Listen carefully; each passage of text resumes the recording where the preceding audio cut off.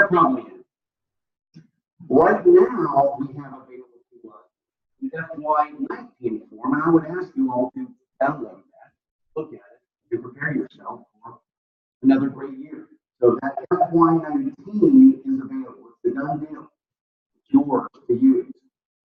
What we're going to talk about here briefly, so Howard, Karen, Bill are working on the FY20. Now the FY20 is in the development stage right now. There's a couple phases they're going through to validate that. So I was a part of that last month, where I was selected as a DD to then now select 3 of my chapters. Very transparent to them. I just used the FY18 data from them. I filled it out and sent it in. So that's where they are right now with the validation process. And again, there's, so I just looked at what the 18 looks like. I looked at what the 19 looks like.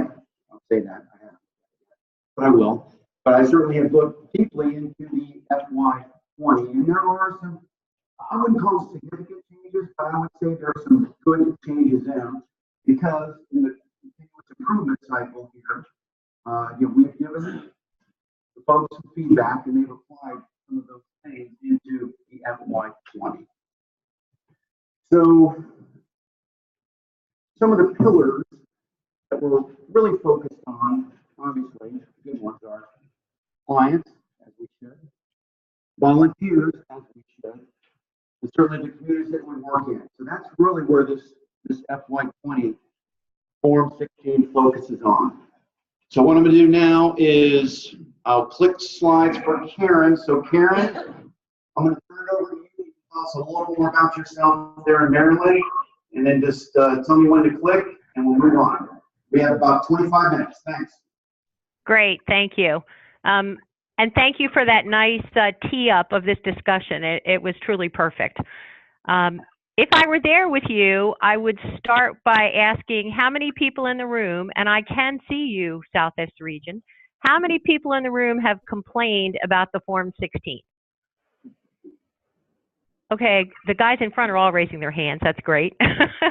And so I think that there had been a lot of chatter about the Form 16 that we all know and love. And so there was a project launched at the National Advisory Council to take a look at the Form 16 and were we truly measuring the right things. And so a project was launched earlier this year to look at a redesign or to look at additional data that all of you as chapter leaders would need to really focus on performance. So we started with a redesign, and we did some internal, what I will call alpha testing, with chapters that are represented on the National Advisory Council. So we did an alpha test. And in this next part of the discussion, I'll tell you what we learned from that alpha test. We then made some changes to what we were recommending.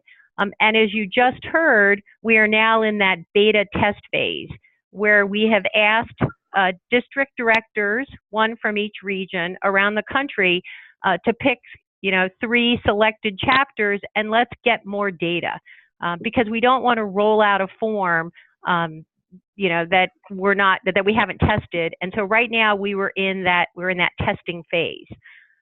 You'll hear in our timeline that we will analyze those test results, share them with all of the regional vice presidents, with a planned rollout at the National Leadership Conference, and then the new form would go into effect October 1st of next year.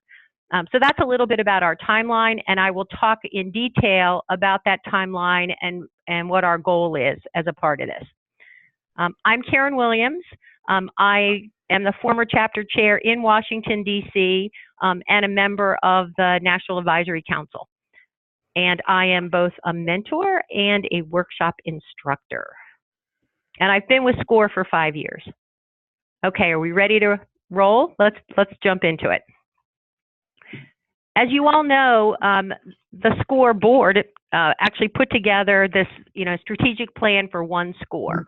It's not 300 individual chapters around the country. We're all working toward the same mission under the same umbrella. And so as part of that, there are 3 pillars that all of us are focused on. The engagement of our clients and how we serve them, our volunteer corps, and all of those people who are so vital to our success, and the communities in which we're engaged. And so what we try to do is tier into that and focus the new Form 16 on those 3 pillars. And then you'll remember from the old Form 16, we also talked about sustainability. We need to make sure that our chapters can go into the next, decade, the next century. And so we've not only pulled those 3 pillars, but also took a look at sustainability. We believe that the current form, the Form 16, really emphasizes activities. And what we tried to do is align the new form against community, volunteer, and client engagement.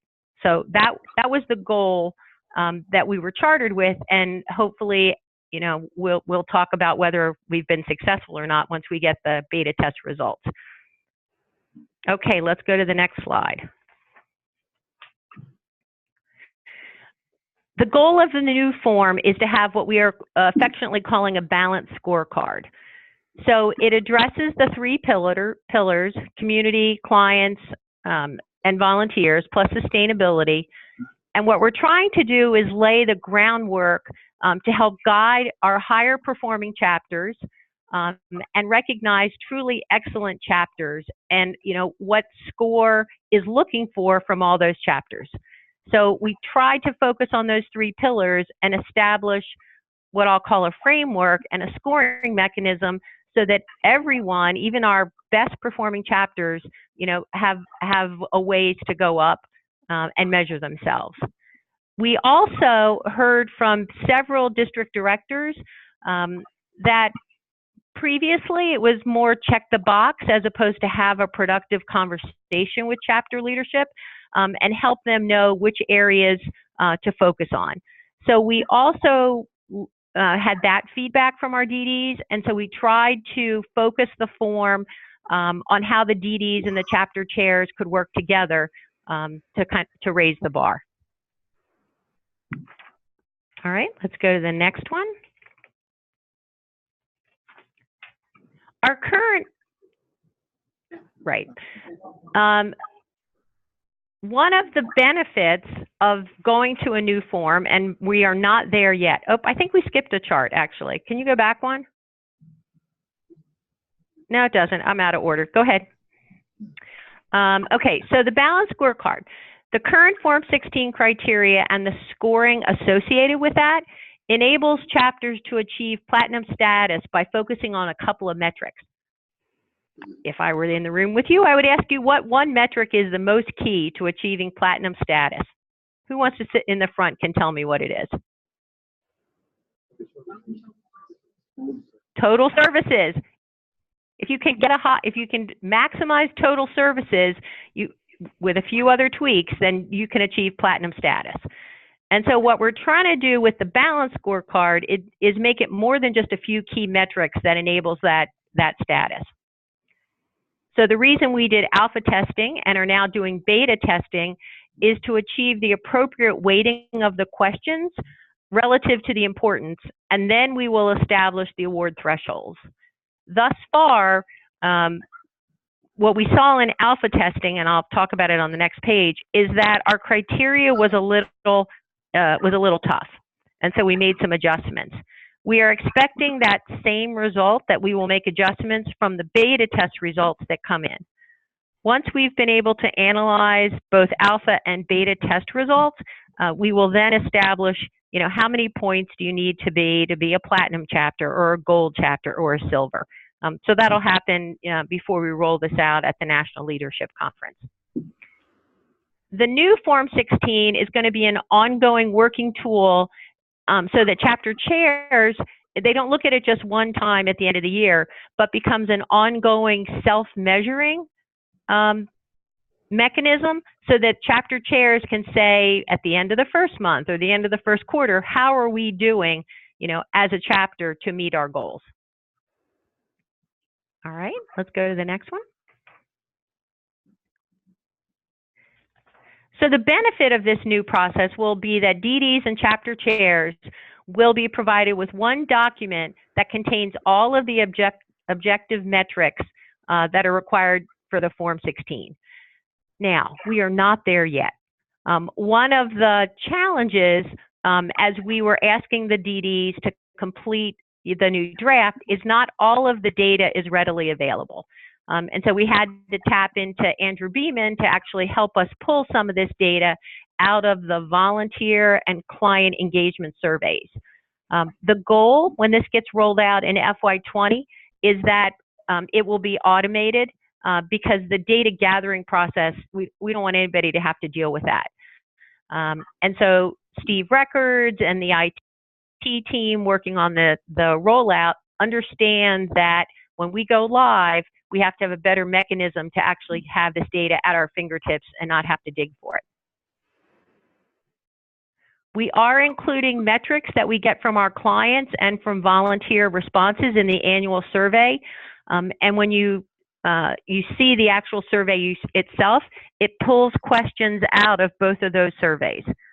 So it's not just, the chair's opinion or the DD's opinion of how the volunteers feel about the organization. It's directly from the input that we receive from them. We also crafted some specific guidance to help the district directors complete their, assessment of the chapters and provide them with some tools or reports that they can use to facilitate that conversation. Next one. So the process. The new scorecard was designed in draft, and it was alpha tested, as I mentioned when we kicked this off. And what we learned from alpha testing is that generally the structure and the macro weighting was well balanced. We also learned that getting the data was very challenging. In fact, that's even kind when we say at best. People had to be real experts in how to pull data out of core or pull data out of the surveys. And we realized pretty quickly that, that was way too much work for most of the chairs. We expected a widespread from good to underperforming chapters, and we actually did get a pretty decent spread. But what we also realized was that the grading scale that we used in the alpha testing was way too hard. And so we looked at not only the home chapters for members of the National Advisory Council, but we also had really good data from all of the 17 chapters, and maybe it was 19, that applied for Chapter of the Year. So we had a lot of data that we could use in the alpha testing.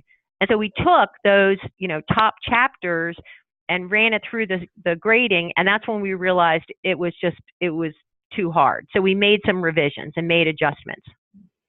We also saw in the alpha testing that we had not provided clear guidance to the district directors. And so in the next phase, in the beta version, we put guidance in there to help guide kind of the grading. And the reason we need beta validation is we need to take a wider sample of chapters around the country and then run it through and see how we're doing. And what's been most helpful is for those district directors that have already submitted their data, we've gotten some really insightful thoughts, comments, suggestions. And so the next version that comes out will incorporate the input we got from them. Okay, let's talk about the rollout from here. So we are beginning the socialization of the change to the Form 16 at all of the regional meetings. Yours is the first regional meeting, and so we're not able to present the results of the beta test yet. But as soon as those results are available, they will be presented to your regional leadership. And as I mentioned, additional adjustments to the scoring matrix will be made. We will continue that socialization before and up to the National Leadership Conference in Reno, and we will do a session so that all of the chapter chairs and the chapter leadership will understand what the new Form 16 looks like and what the various scoring mechanisms will be. And then on October the 1st, the new Form 16 will be in place for the FY20 reviews. In addition, we're hoping that all of the data that I referenced previously will be easily accessible, and it will be a report that the chair and the DD can look at as opposed to having to go in and kind of pull the data out. And so that's our goal and that's our plan. And with that, I'd be pleased to take your questions. Questions for Karen? We have a little bit of time. Dale. Yeah. Are you thinking out beyond 20 so that this is an online form as part of the program, so the data is automatic? At any point during the year, there would actually pull out accurate Form 16 with real data. So someone closer to the mic is going to have to repeat the question. So, Karen, you mentioned about the Form 16 being filled in. So correct.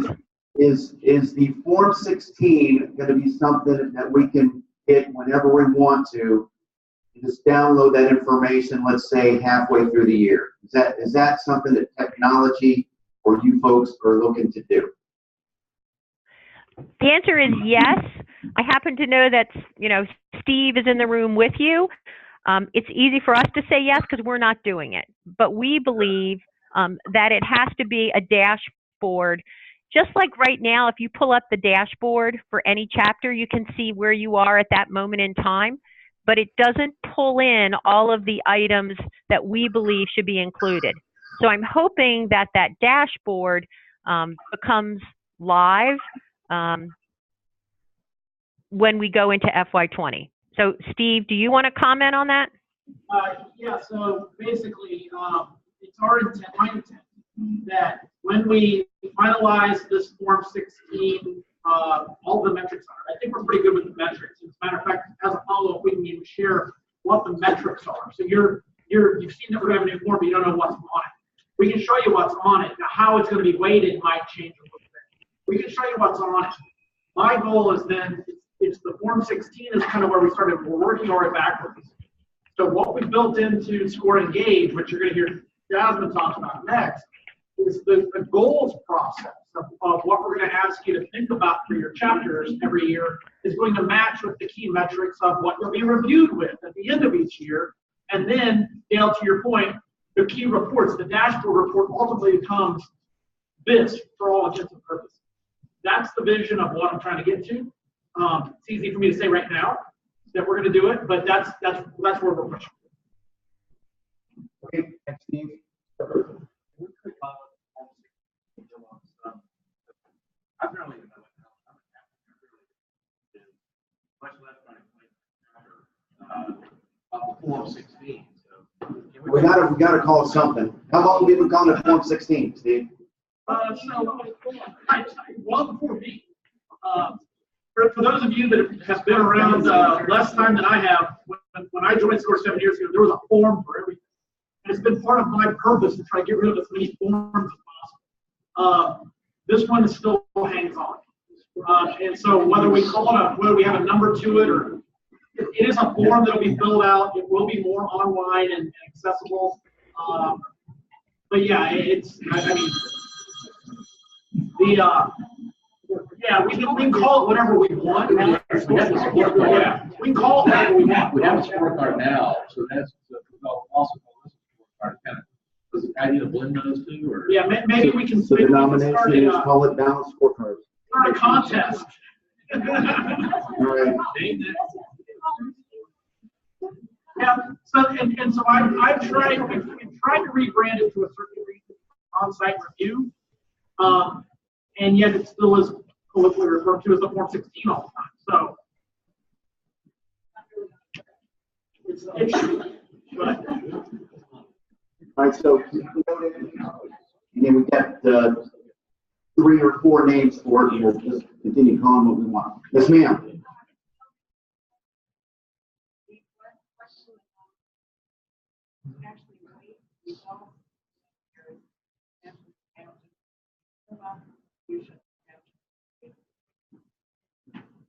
Steve, do you want to take that one? That's the operations guy.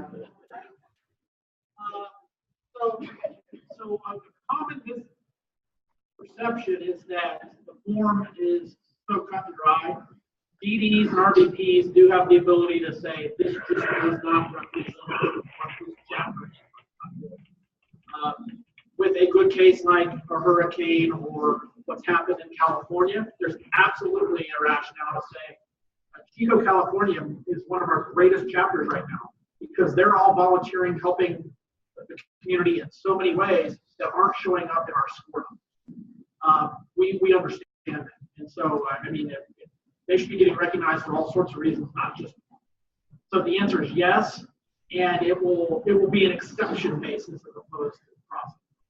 All right, thanks, Steve. You and me both, by the way. Yeah, I mean the good news is I don't. We could try to outline every instance where this is going to impact a chapter. We're not going to do that. We're just going to have to take it on exception. All right, thanks, Steve. Another question? Once, twice, gone. So I am Robert Lineberry at scorevolunteer.com, and I am the lead. Oh, thank you. No, I was actually throwing you a little curveball there. I don't want anybody's email. The lead, but the boss has me the lead for the Southeast region. I'm still sitting down talking with Karen, Bill, and Howard later this week about my input. I'd be willing to talk with you tonight over a cold one about your thoughts and or anyone else. Again, we're making it better. We're getting smarter. So I'm just throw out the old parking lot one more time. Anybody want to throw something on the parking lot before we hand this over to Jasmine? Sure. Mike. We're getting a lot of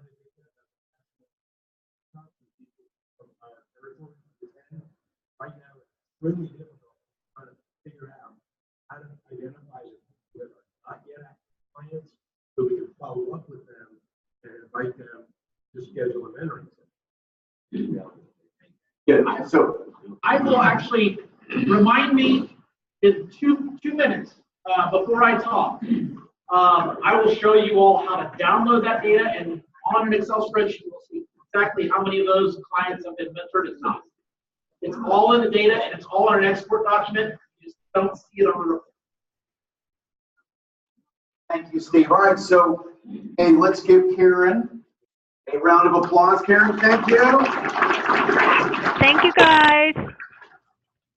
You'll get to put your hands on it when we're all in Reno together. Very nice. We look forward to seeing you in Reno. Great. Thank you, guys. Bye.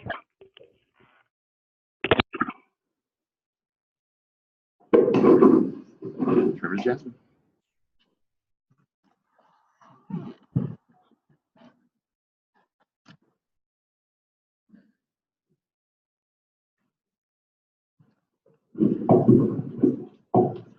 Do me a favor. Yes, ma'am. Before you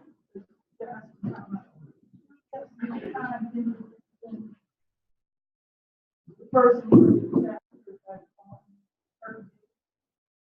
yes. I'm Ryan and Mike Harris is a person on the technology. He loves and feedback.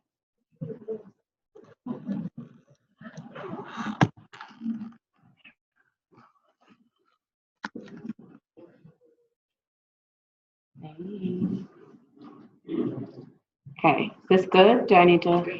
Yay!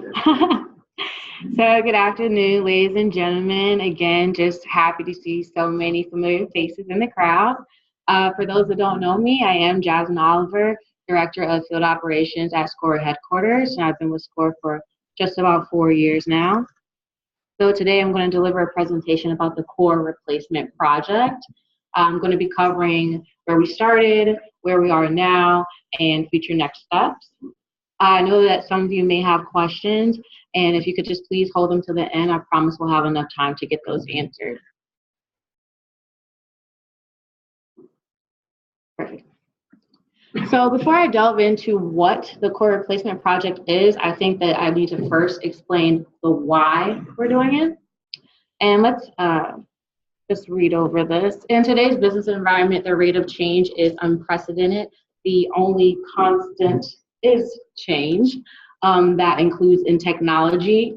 Our clients matter, their success matters, and in a society of instant gratification, our clients expect a business model of always open. Okay, always open, always on. So our volunteers, which you all are the lifeblood of our organization, we want to operate as one score.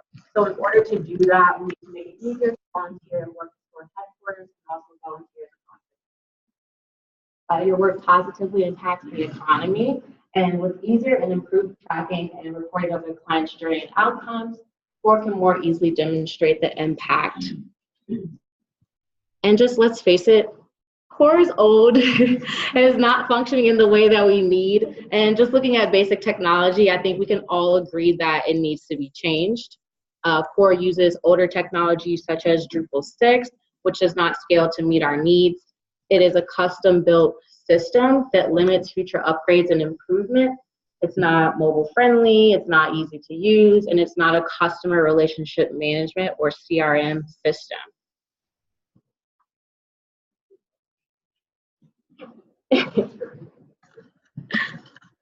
So let's review the background of where the core replacement project began. So starting in 2015, the Technology Task Force, or TTF, was responsible for gathering feedback from the field. It included more than 100 volunteers with thousands of pages of input and data. The next step was turning that into requirements and prioritizing them. And the last step was the creation of a 3-year roadmap to replace CORE. We sent out an RFI, which is a request for information rather than an RFP, a request for proposals, in October 2017. We still had a lot of questions, and we wanted to ask vendors and do discovery. So we received 3 companies' responses, all nonprofit-focused Salesforce implements, which demonstrated the depth and expertise to create what we want. We had several meetings with each vendor to allow them to ask questions and reinforce failings in CORE that we didn't want to reproduce. The RFI responses showed that Attain and Exponent were clearly more experienced and had a deeper bench of talent. Each described different approaches with different costs and benefits. So we held on-site day-long demos in November 2018, and Steve was in all of them. Attain was a clear favorite by the end of the demos. Attain showed us solutions that they built similar to what they thought that we wanted, such as the Boston Marathon website, which had similar aspects to what we want in a calendar system, volunteer onboarding, training, and a site that sees significant traffic. So we started a high-level discovery to determine the feature set needed to launch what Attain calls MVP, minimum viable product. An MVP is a product with just enough features to satisfy early customers and to provide feedback for future product development. So that means we cannot launch a new CRM without the minimum requirements we identified that we needed with the help of the TTF. And this ensures that we include and focus on necessary features during discovery. So phase 1 is the discovery phase. This phase determines the scope for what we do in MVP 1. It includes encompassing everything we do now in CORE as a ticketing system, building it as a mobile-friendly, responsive, intuitive, and accessible system. It will address some of the larger features missing or incomplete from CORE, such as volunteer onboarding, integration with Google Apps for calendar, email, and single sign-on.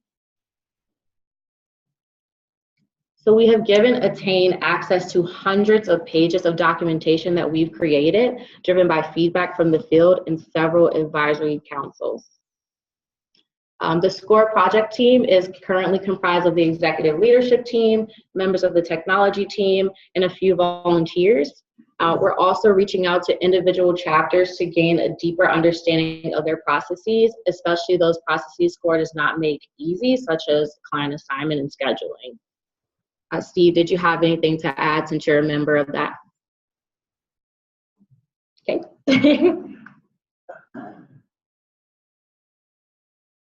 So the core replacement task force, along with the early adopters group, spent a lot of time discussing what we want the brand and the message of the system to convey and how it's there to assist users to better engage with SCORE. So we named it SCORE Engage. And we've broken down our requirements into 3 constituent journeys. That is the volunteer journey, the mentoring journey, and the event journey. And I do want to make a note that the event journey was renamed from the workshop because there are more than just workshops, such as the roundtables, the networking, the recognition, etc. So it just conveys a more accurate description.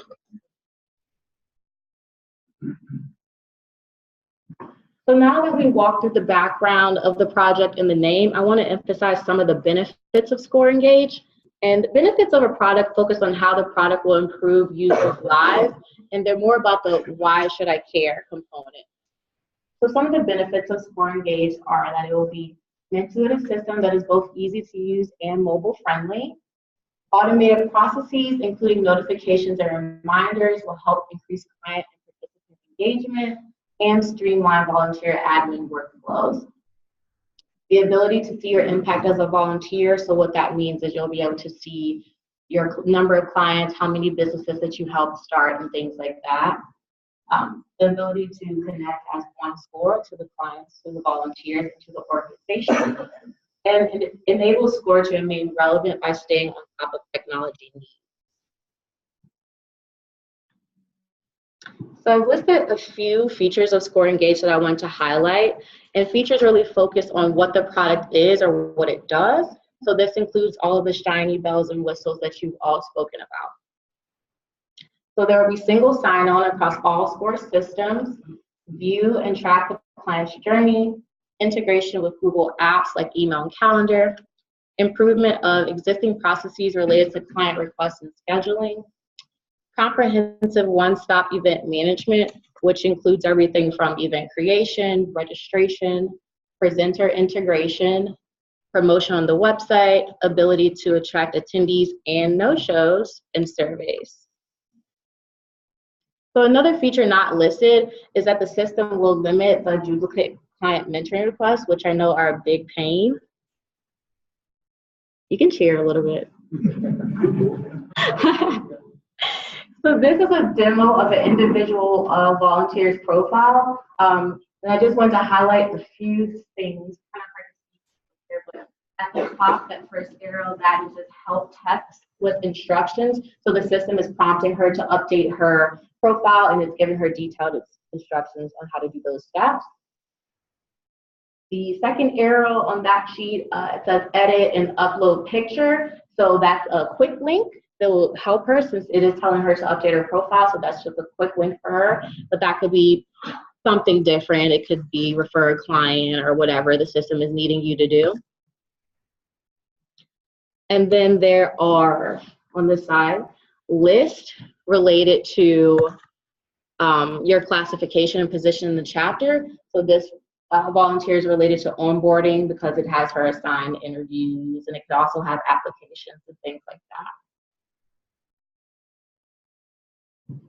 Also not pictured above are the related tasks.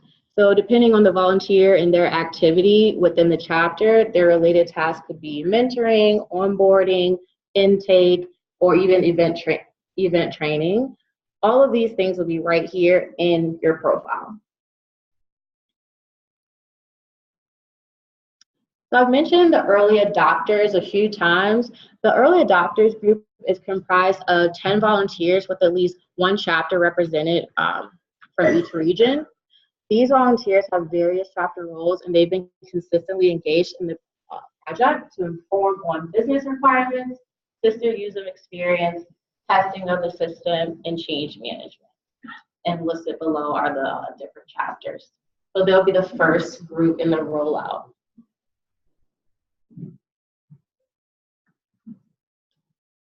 And I'm going to pause a little bit so you can read over a couple of the testimonials that we pulled out from the earliest adopters group. And just what I want to call out here is that we are getting all of their feedback as we design the system, and their changes have been accepted. We are listening, volunteers are being heard, and they're a very, very important part of the process.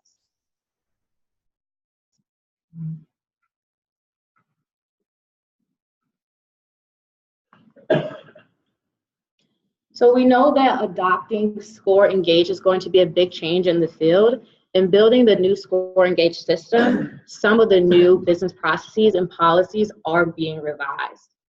So the Change Management Task Force is dedicated specifically to SCORE Engage and has been tasked with a number of items to help make this transition as smooth as possible. So performing an impact analysis of the change that will be absorbed by chapters and their volunteers.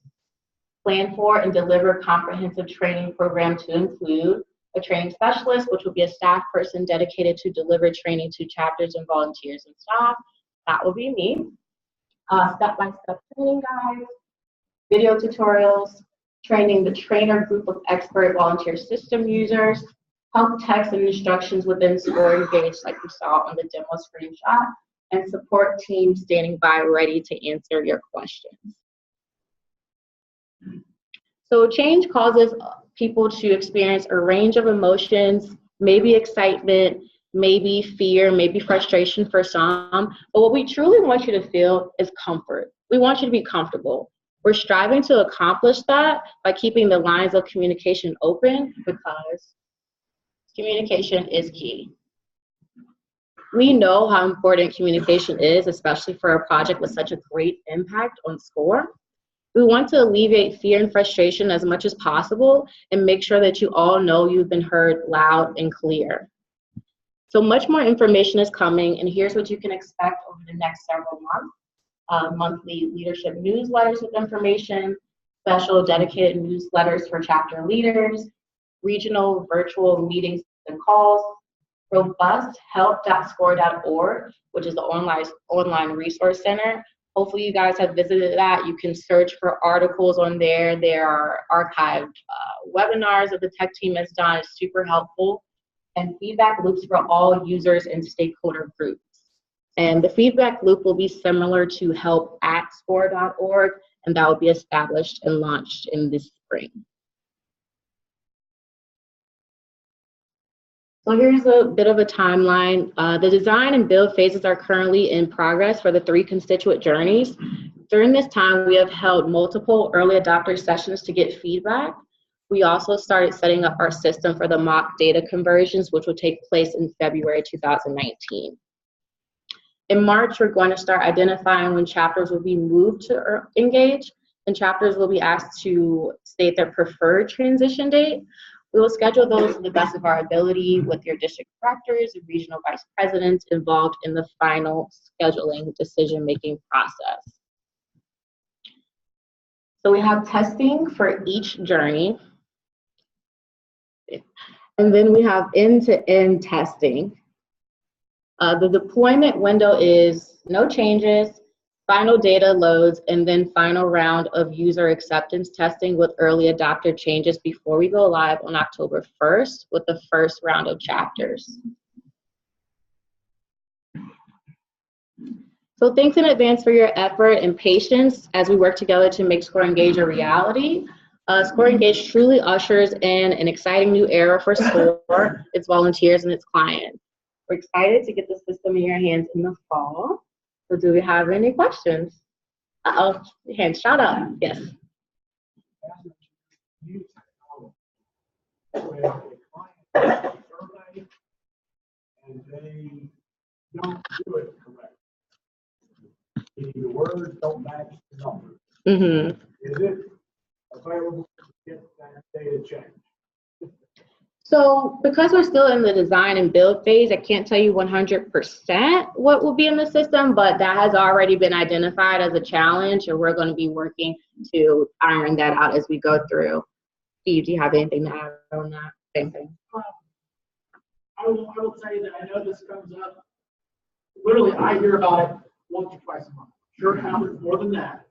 The reason that we don't, the reason that we've never changed the NPS is because, well, we do have the, Eileen was great, I love her to death, and then I give her a 1, which happens. Not to me. This hypothetical situation. What I also am cognizant of, and I think you guys agree with, this is school. And for every one of those that says Eileen's great and give her a 1, there's going to be an I thought Eileen was great and I gave her a 6. And she's going to then say, well, they said it was great. Why I should have a 9, not a 6. I don't want to litigate every one of those, quite honestly. So it's been, I understand there is an issue. We're looking at how we can a little bit better. One thing that we're hopeful of is that with Salesforce in a better survey process, that we get more feedback and more data so that if one of those does come through, it actually is more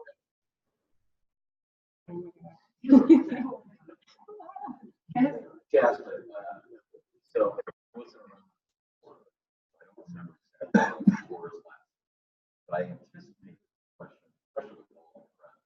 I know this is a big one. What assessment of how long is technology? How long, as we roll this out, do we anticipate this technology being in place? Is it 5 years? Is it 7? More than that? What do you think? What's the range? I don't think we have a foreseeable range. As I mentioned in the beginning, with technology constantly changing, we're just going to have to monitor and make sure that we are staying in line with the technology of the day to meet our needs. I'm sure that if we have it for 5, 10 years and we realize that we need to update something else, we'll remake it, but I really don't have a timeline. Rod, I'll tell you that we chose Salesforce. And for those of you that have been around longer than me, I would have loved to have not chosen Salesforce. Salesforce is the 800-pound gorilla in the room when it comes to CRMs, and especially for CRMs for local. We chose Salesforce largely because we have a belief that when Salesforce 12.1 rolls out, we can move to 12.2 pretty easily without having to go through this again. That's the idea, is that we don't move from Salesforce to something else. Now, it's possible in a decade, but we're looking on the scale of multiple iterations of technology upgrades before we would ever change them.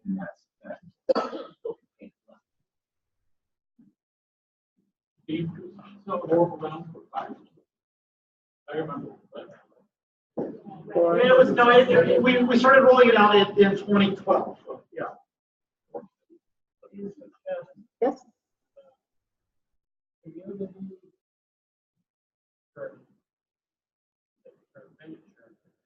Mm-hmm. A lot of chapters do community outreach, a lot of where you're not sponsoring, you're co-sponsoring, etc. You're not creating this, but you're working with. Mm-hmm. That's a big part of our community development. That's going to be able to be tracked, or is it only going to be stuff that we I think that is a good answer. Yeah. Yes, and you will have the ability, if we're participating to the degree that it's a workshop, we should be able to count. And it's not our workshop. You will have the ability to go in and add that as you would kind of today in core for a countable sort of set of client services. So that part, yes. The and, which is also a no, is part of what will be a second wave of score engaged development is this does not include tracking community events where it's not client service. So this does not have the ability to track Eileen, I'm picking on you all day.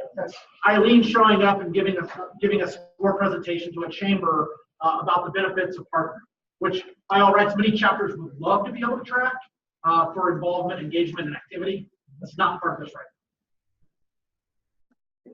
Will be able to track marketing campaigns to see where potential customers are in your funnel and how you follow up and the whole campaign around marketing. Yes, and the good things, like, so we are going to continue to use constant contact for the foreseeable future for email marketing alone. People were talking about Eventbrite earlier. Salesforce, the SOSR Engage system, will replace all event creation and event management. You will no longer use the constant contact thing for creating events. It'll be in this, but it will all be integrated into the website. It will all, but no more. And the reason we're doing that is constant contact's getting out of that business. That was going to go away quickly, whether we wanted to or not. Payments will be completely integrated in, and you'll hear tomorrow about this centralized accounting and banking. Yeah, PayPal will be integrated directly on the website, directly. Yeah, so all that will be completely thorough. I forgot what the original question was. Constant contact or marketing kit. So because you're still going to be using constant contact, your chapter, it'll be a more direct sync, if you will, of your client database with the constant contact. What it will give you, as opposed to Salesforce doing it right now, you'll be able to go into SOSR Engage, and you'll be able to say, I want every food truck that we serve. You'll be able to download that list, import that list directly into Constant Contact, and then send a direct email on the next food truck thing. So it's garbage in, garbage out on the data client data side, but you're going to have the ability to cut data like you've never had before.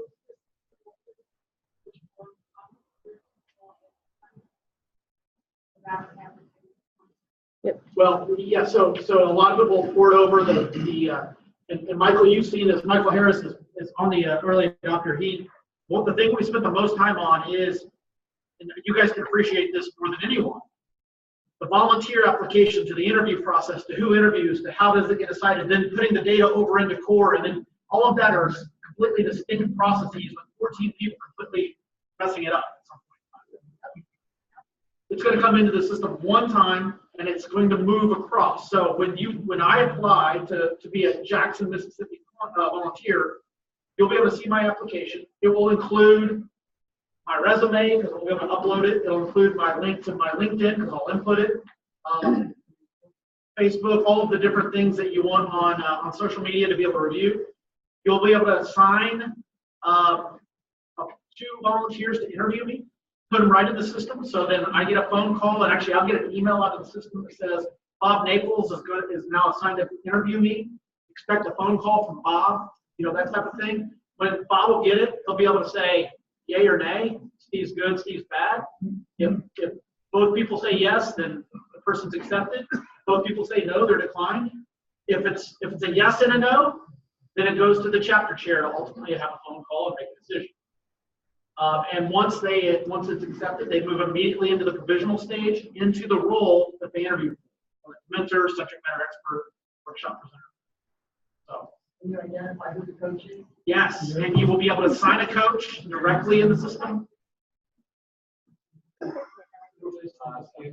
Has the system been designed to allow those of us who have the technical knowledge to go down to the raw data? To the raw data of Any requests that we have the client. in the client journey, What's the member the journey? access to data? Sorry? There will be some access for more data. One of the challenges that we will face is for the next 2.5 years, we will be operating in 2 technology systems. So Charlotte's going to be an alpha chapter because Michael's part of the alpha version. They're going to get it in October, November of this year.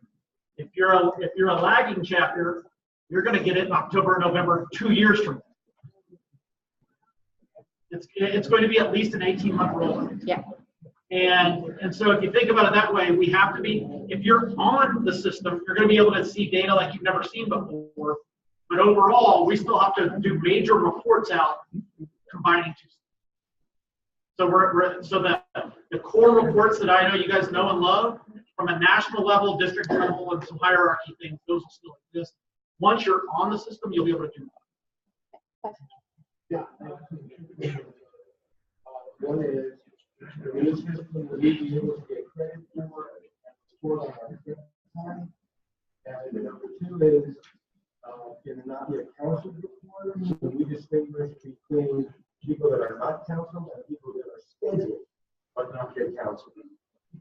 Well, because I know we're gonna have better scheduling systems in general, yes, we are separate. Do the first step for first time? Is that something you see in the design phase so far? That's in core right now. We just don't report on it. Yeah. We are in a conversation right now about how to appropriately count and report out those activities that aren't they're client affiliated, but they're not client facing. I don't know yet. That's it. Are we going to be able that based on chapter position? I have to use two different logins. I use one login with everything else. You want to add a chapter, add a number, or different logins. Are we going to have to roll things? There are going to be different chapter roles, the intake coordinator. So I think that the community will rely on whatever your role is in this project. So are you asking because you have multiple roles, or you just Yeah, and there are significant numbers of new roles that we've created for this system. Like volunteer intake coordinator is a role that has always been part of the chapter administrator. But we actually have broken up what that chapter administrator role is into the actual functions. And so if you want to have 4 different people do 4 different functional things that the admin right now is currently doing, you'll be able to assign them in, and they will have the permissions of that role.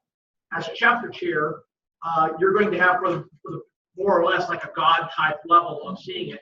District directors will be able to see into chapters. Regional vice presidents will be able to see into districts and chapters. So yes, it's going to have a hierarchy and permissions. And then you can have multiple roles as a single role. So the permissions are role based, but you can have multiple roles. We fail to assign or reassign a mentor easily as a tech chair. That's one thing that possible that usually a person yes. going to conference. Yes, things like plan assignment and scheduling definitely already identified in our work. Make sure the time is as soon as possible. If we look at a workshop, let's say the actual registration is happening on the meeting. So let's assume we have 20 attendees. Do the email blast on constant contact. There's automatic interface APIs built between Engage and constant contact. We use constant contact for event registration, which is not going to be done on Engage.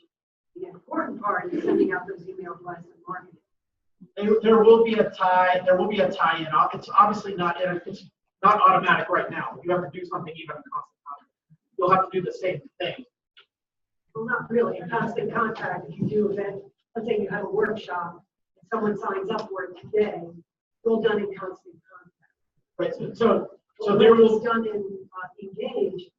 Because there's an API or an automatic Yes, feed. there will be an API and automatic feed, and Score Engage, quite honestly, because of the email notifications on client assignment, client schedules, all registration, we're actually anticipating sending out probably 4 million emails a year out of the system just for our internal and external client. I mean, it's an insane number. As a matter of fact, too many. We're really looking at how can we back that down. But all of that is built in. These are the things that will be automated that have been automated. Like, hey, you're now scheduled at Fairfax County Library with whomever, and we're going to be able to text, that type of stuff. So there'll be text notifications and those types of things. Yeah, it's going to sound like an odd question. Is there a way to keep track of mileage you drive? By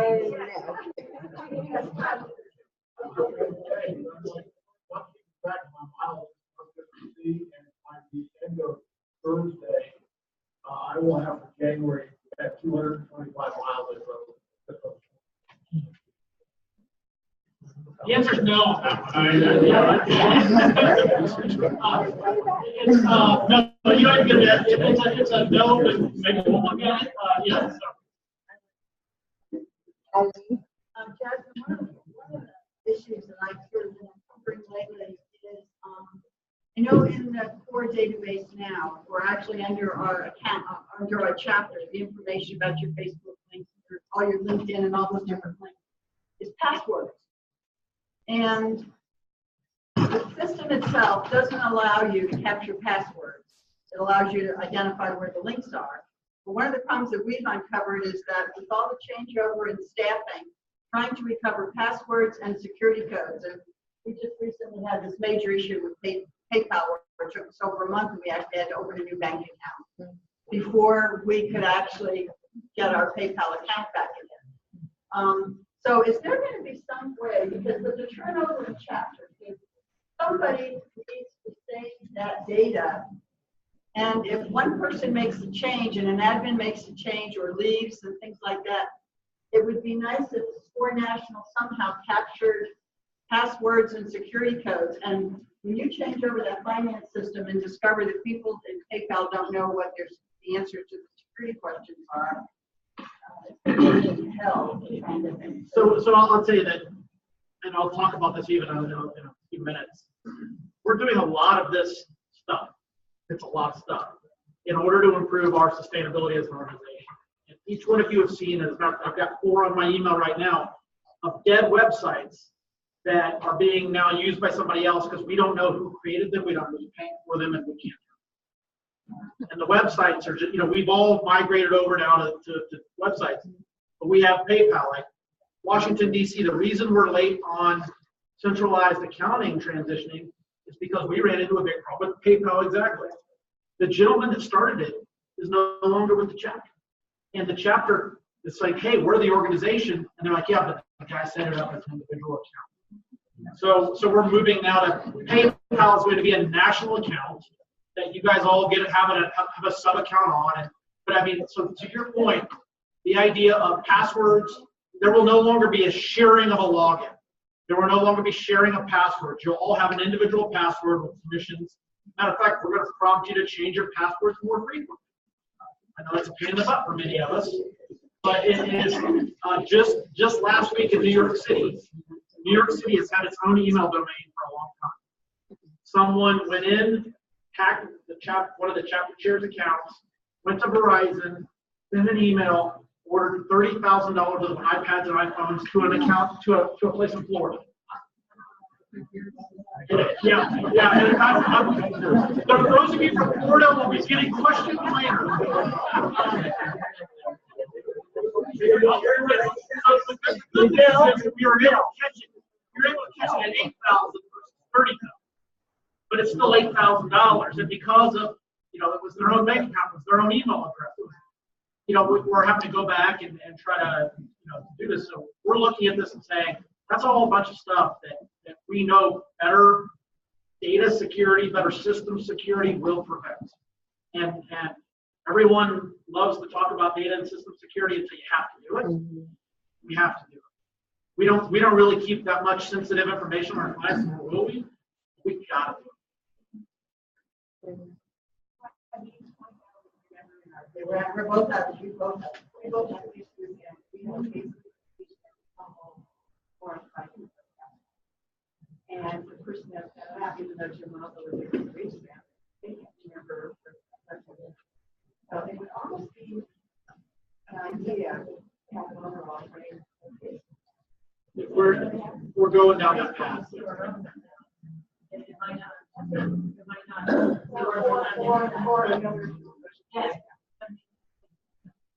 But so there's a lot of stuff in there, and I'll just ask you guys and talk about this in a minute. When you go to do something, I'm just going to ask you to pick up the phone and call somebody and ask, has anyone else done this? Is this something we should be doing, or should we be doing it in this way? Because it's quite frankly, we find a great idea and it was just done the wrong way, so you almost can't put the toothpaste back in the tube. Okay, so my question is, so when we do a workshop, we send out the note in the registration and contract.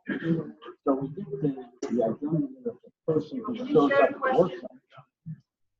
Can't hear it. Not here. So I need identity, right? So when we do a workshop, we get the registration, the contract, we know who the client is. What we have a hard time doing is tracking whether or not that client ever ended up as a client or mentor later on. We need time to deal with it together. So it's a client journey for the ability going forward. Yeah, so that, I mean, one of the, if you take nothing else away from this, there's going to be a couple of things I think are hugely beneficial to you, your volunteers, our clients, and to the organization. Number one is we are going to start tracking clients at workshops as people as opposed to butts and seats. So there will be a distinct registration and attendance process for every workshop we do. And when you log into a client record, you'll be able to see that I've had 2 mentoring sessions and the 2 people and the 6 workshops. And the idea being that if it's the first time that I'm meeting with Bob as a mentoring client, but I've attended 10 workshops in Fort Lauderdale, I'm betting he's going to probably, talk to me a bit differently than without any information. So it's truly going to have a client record of record, and that will ultimately include national webinars and national workshops as well. Then on top of that, the other thing I want to make sure you guys are recognizing, and Jasmine touched on it, but I'll highlight it. You're going to have the ability to input mentoring sessions on a tablet, on a phone. You're going to be able to log in directly and be able to do this. I mean, that work, we've seen mock-ups of it. I haven't seen it in practice yet, but we've seen mock-ups of it. So if you think about how all of you in this room and your chapter admins are going to have to become more experts at Salesforce, but for 10,000 of our people, they just need to know how to log that client session. And that's the part that we're spending a ton of time developing, making it so super easy. You can't mess it up. The idea of I put in a session and it's meant to be a non-session. We're taking all that out so that you can't mess it up. We're trying to make it so intuitive. We're looking at all of the null paths so that you can't make a mistake to get to the point where you can. Everyone but you. Point on the client surveys and also workshops. I mean, so the client will get a survey, and would there be any visual? Is there any visual representation of the client score? Or in other words, 1 on the 1 and the 10. If the client rates you 5 stars, it's like, I don't want to say universal rating versus a 1 and a 10 or 5. So does the system have any visual indicator of what that score means? Because if they put 10 and they see 5 stars, that would or the other way around. Yes, and I haven't seen it. When you log in as a volunteer or as a mentor, you're going to get a customized personal dashboard. Jasmine alluded to this. You're going to see your NPS scores. Right? You're going to see the number of clients that you serve, the number of sessions you've done, the number of clients that you have yet to contact, or the next, what you have scheduled. It'll be really meaningful for those volunteers. As chapter leaders, you'll see a different dashboard when you log in, because you'll see more chapter level data. For workshop presenters, we're going to move towards the NPS survey, but it's going to be per workshop. So many of you are passing out paper still and collecting it. Maybe you look at it, maybe you don't. The system, as we're tracking people uniquely, will be able to send an NPS survey about that workshop to that client. And so we'll ultimately have NPS scores, not only for every workshop, but for every workshop presenter. And if Gordon and I both give business planning, and he has an NPS of 90 and mine's 40, don't let me present the content. And what we'll be able to do is go down, and you'll be able to manage quality on both content and presenter at a level you never have on workshops. So is any thought being given to adding another level of review? Today we have district, chapter, volunteer. But in reality, we have district, chapter, branch, or location and volunteer. And we would like to be able to give our team leaders or our branch leaders a dashboard that says, here are the 5 volunteers in this location. How's this location doing compared to another? Today, a lot of Excel spreadsheet stuff. And that, Stan, is a key limitation of the core itself. Right. Yeah. So no, I realize why we don't have it today. And the plan is, yeah, so if you want to be able to track down the service location, we still don't want to go and put like Starbucks on the west side of the street, but you'll be able to truly look at branch location. You'll be able to see performance data there. By everything that we've seen so far, we're going to be able to drill down to that level, so that because part of the strategy we have is for some rural states, there may be fewer chapters and more branches, so you need to be able to see and operate them very differently. Major market, 5 chapters. Whenever clients apply online, you get all of their background information, phone number, address, everything you need to know, the basics. If they come in by phone, all you have is a name and a phone number, and you can theoretically you can enter that same core without putting a fake email or something. The dangerous something incorrect. Will there be a system in the new engaged system where you can put someone that came in by phone that's incomplete yet, so that the client is human, that client does come in, but you need to complete the data yet. No,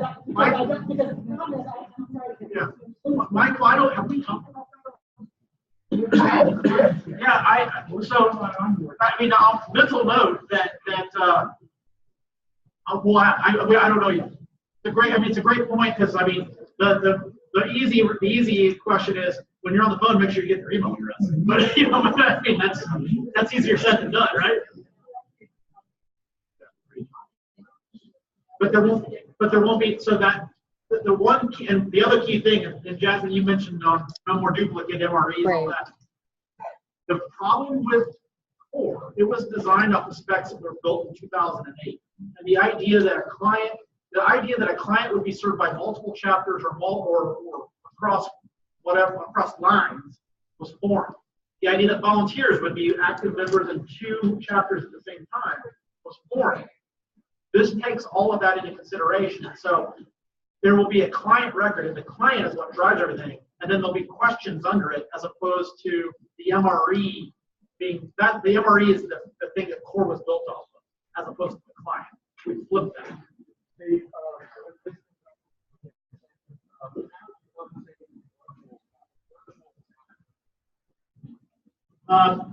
Meaning a chapter that just doesn't have a physical location. But it comes into Panama City, and there's so much the ultimate, we're approaching that differently, Dale. The Panama City example is a unique one. But what we're doing is the client, or where the client gets served is where the client gets counted, quote unquote.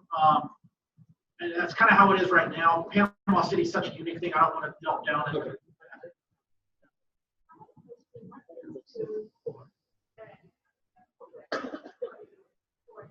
So I'm wondering, when you get a new client, so you don't have a product with child care, but you have to click on the client's name to open up the information to the demographic.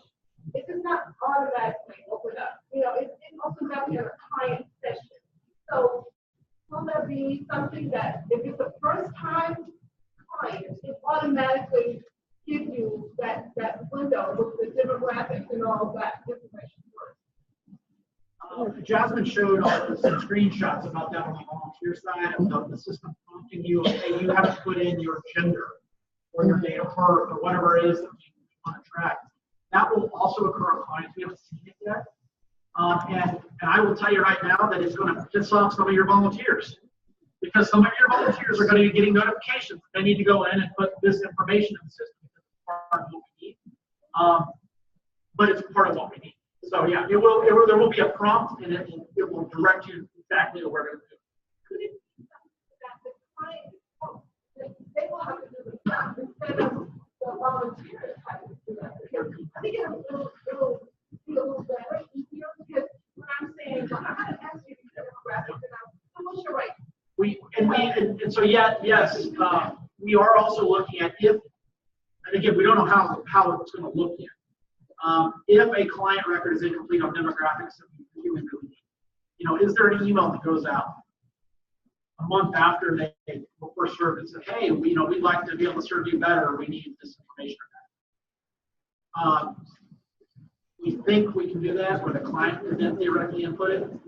But I also believe the only way that we're going to ensure that it gets in the system is that all volunteers. The question was, can we put it on the request so that we get it?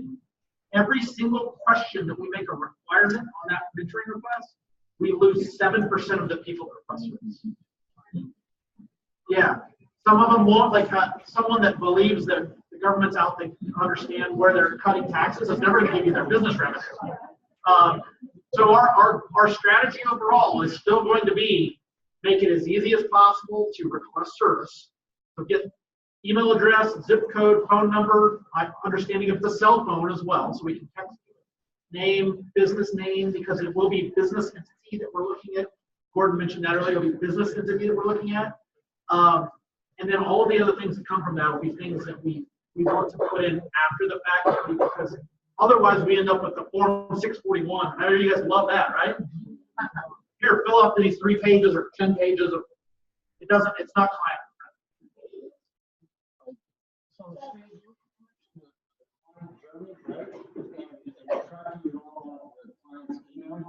What do you do when the instance was the same client, multiple emails?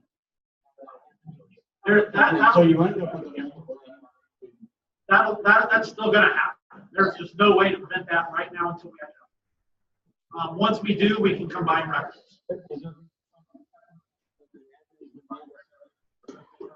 No, I don't know that it still may be one of those things that gets elevated to the score help desk. Yeah. Yeah.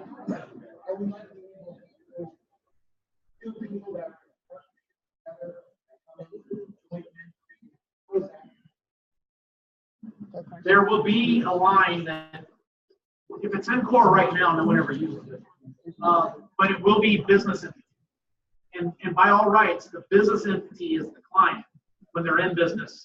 And so I know this happens where you'll have a large business and you may be mentoring 5 or 6 people at different levels in the same organization. That all should have a parent hierarchy of business. And that'll be in the system, and then everyone will be able to, from a client perspective, roll up to that business client as a parent entity database. But we also get people that are not in business. Yeah. So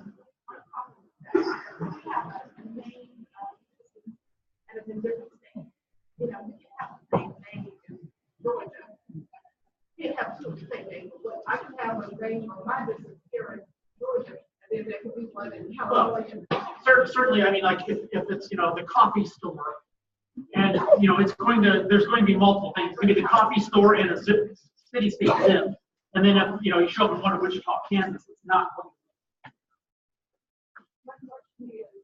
Integration of volunteers. It's hard to get volunteers. Why do why not one chat? Why do the other chat use their client services report? Then log themselves out of that chat and log that to the other chat. If they're going to be an integration of that.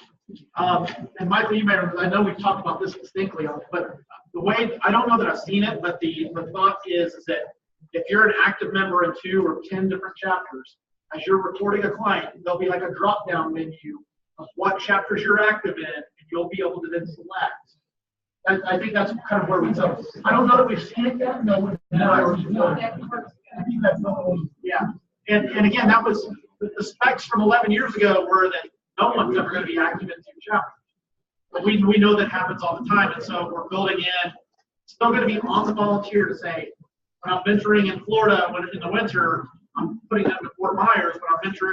When I'm still venturing in Florida in the winter, but it's my New York clients, I have the ability to put them in.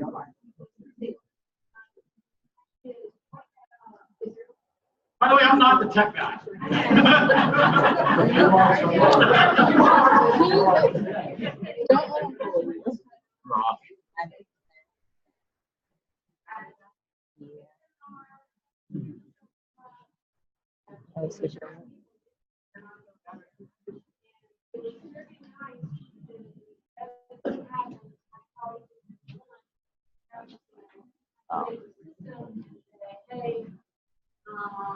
Thank you for coming, to our recent seminar. We're glad to come to you.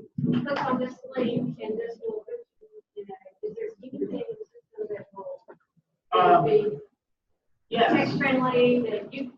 Yes, and if it's one of our events where we're doing the registration and we're going to have their email addresses and names captured.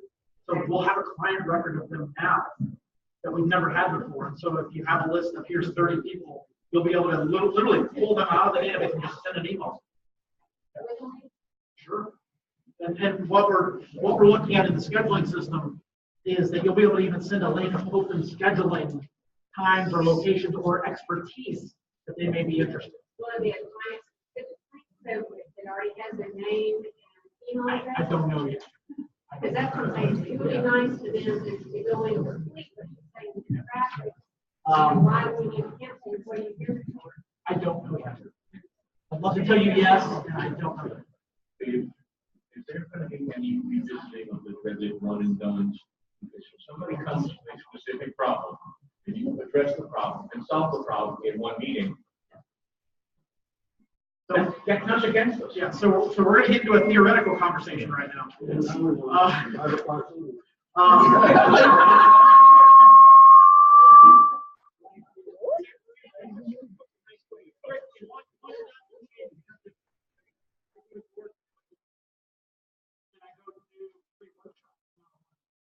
When we're able to track me here in multiple venues, that will change.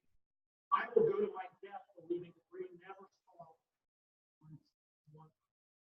And I'll gladly buy a beer for anyone who wants to talk about it tonight about why and how we're truly churning out people because we think we solved them in 45 minutes. We're doing them a disservice. It's a question of what they think they solved. I'm not saying it's all our fault, but I'm saying that we've done the research on the clients and say, you solved my problem. It's literally like 4% of our clients.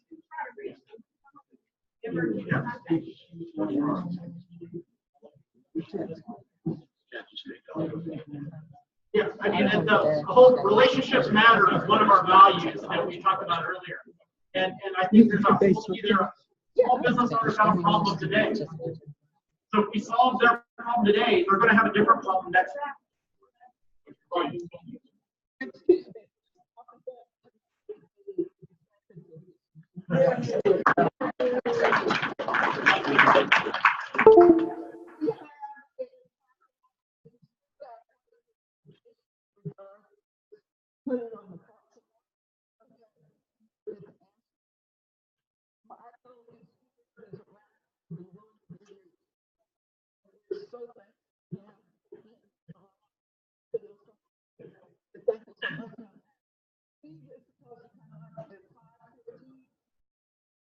I know some of us to get script or go to the back.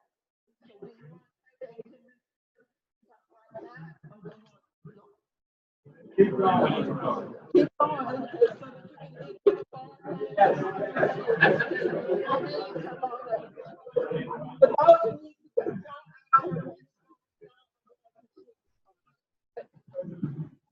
Thank you, Kathy.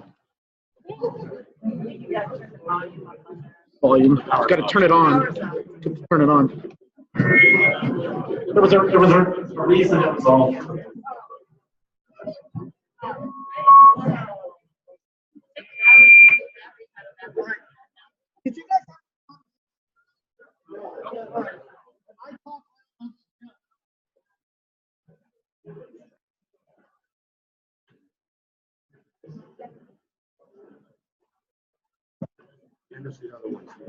What's that? We're gonna change the batteries out for you. That's, so I'm gonna. So there was a question about before we.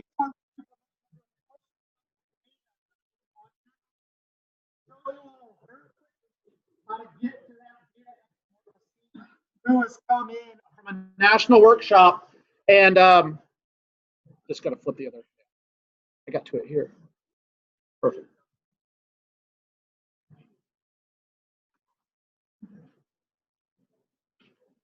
How do I maximize this?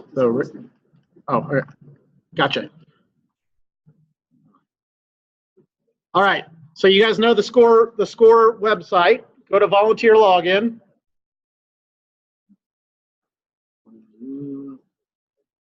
Just log in.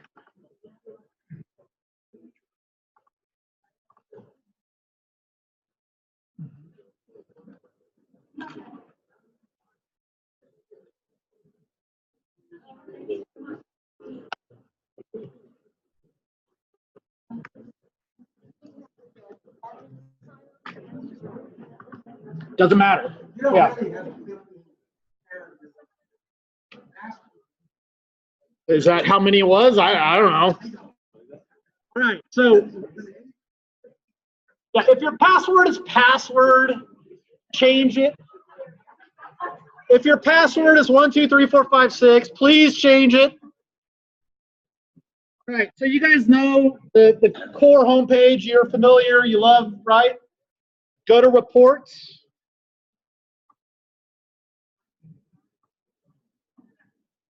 And then there's this, where's it? National Online, thank you. National Online Workshop Client Leads. I don't know why.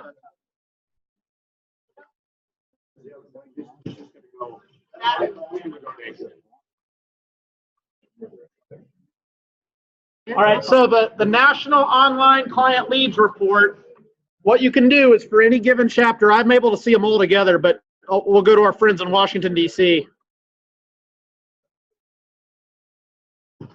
You guys are familiar, you're familiar with this report, right? So you get it, you get the name, the email address, city, state, zip, what they watched online, and even when they watched it and how many times they watched it. So what you probably don't know, obviously by the question, is if you go up to, you've got a couple of options. Up here, there's a bunch of little icons, including print, which you never want to do, by the way, because it'll just print out a bunch of stuff. Export reports will drop down an Excel spreadsheet that looks exactly like this. Have you done that? Yeah. So it'll look exactly like that. And if it's valuable to you, have at it. But what you want actually is this export data. And when you export data, it actually gives you every single piece of data that is in the system on this report. And so the easiest way to do this is to come to this button that says, two little arrows that says add all. You click it, it puts every piece of data into the file, the export file. And when you, if you're on a Mac, it'll download it. If you're here, it'll pop it up. So right now you've got every piece of data from this report in an Excel spreadsheet. There are columns here that you didn't see on the report. And specifically, is it an existing client? Meaning, do we see them in core at all? Has the client ever been mentored? So in Washington, D.C., you know, the first 21 clients, they've only mentored 3 of them. So you know, I mean, and quite honestly, the conversation or email that you would send to the ones that have been mentored are probably different than the ones that you would send to the ones that haven't been mentored. So that's a relatively, I think, simple and straightforward, but if you have questions, we can certainly help with it.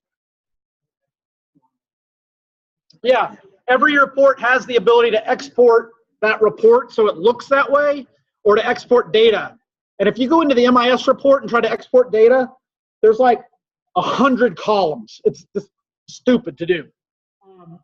But on some of these reports, there are some hidden nuggets. And so if you really just want to see, name, email address, and, number of client sessions or something like that on a report, you're able to go in and pick the 3 or 4 column pieces of data you want, and it would pop it out on an Excel spreadsheet. Then you can cut and paste away. Something similar. It'll be far easier in Engage. Far easier. There will be far more drill downs. It'll be far the ability to go in and cut data the way you want, and there will ultimately be the ability, and I think maybe the question on data is, I want to go see this and this cut by that. You'll be able to sort of say that, and then it just spits out a report. I don't know when that's coming, but it'll be there ultimately. That help? Yeah.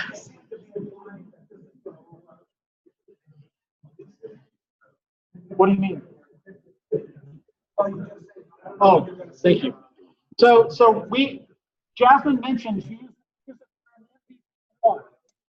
minimum viable product 1.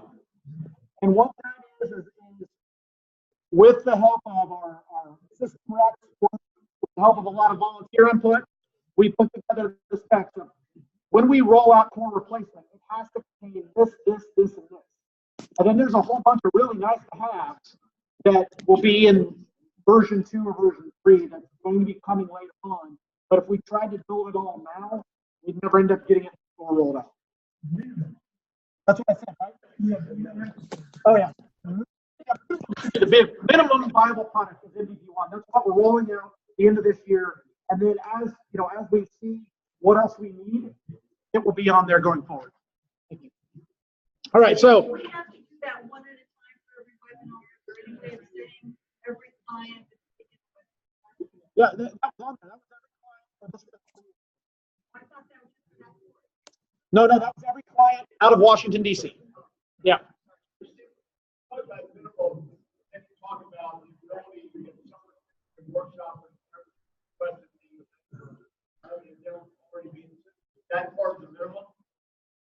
Yes, that will be on the client record. Your client record in your chapter will increase dramatically. So that type of report may not even be needed in the new system, because you're going to have to then go in and try to find that data in a different way. Yet to be determined. Would it be possible to share? So it sounds like there's a lot of questions. Will this be there? Will this be there? So I'm gonna leave something I was gonna close with. I know this is SCORE, and I know I'm standing between y'all and happy hour. So I might actually get you to agree to this more. I'm really gonna ask y'all to give us the benefit of the doubt. I know you're trying. We've got more input, more thoughts than we can even know what to do with. And so could we share with you all of the specs that go into it? Probably, but it's so what, I guess, would be my question. I think by the time you get it, it'll probably even change, because I will see we update things so quickly that what we started with on system requirements on MVP1 has actually changed, because we got into it and we said, oh crap, MVP1 actually has to have this, and it wasn't in the spec. So anyway, I understand what you're saying, and we're not trying to be untransparent, but focus on serving clients, focus on growing our client services. That's what you can really do to help SCORE right now. And if nothing else, maybe that's what I should just have one slide that says that. But I don't mean to be conspicuous. For those of you that know me, I don't usually use slides. I put together slides for you. I wanted to make sure this will not take long, and I definitely want to have time for other questions that you may have. What I want to do is go through over some high-level stuff for y'all. Some of it Beth has already hit on, some of it and you're going to hear more about it tomorrow. But I really wanted to start with why SCORE. Many of you talk about, we talk about why are we here and all of these things. What you all feel on a local level, it's all about relationships with our clients. It's all about the relationships that we have with our clients. 1 out of every 3 clients that we mentor starts a business. Now, I guarantee that some of you in this room just vehemently disagree with that idea because you've started 10 and there's no way you could think 3 of them started. But people are going out and starting businesses at levels that we truly don't understand because we don't have the relationships that we think we could. The reason I bring this up is because we are an immensely effective organization. When we serve an in-business client, they create almost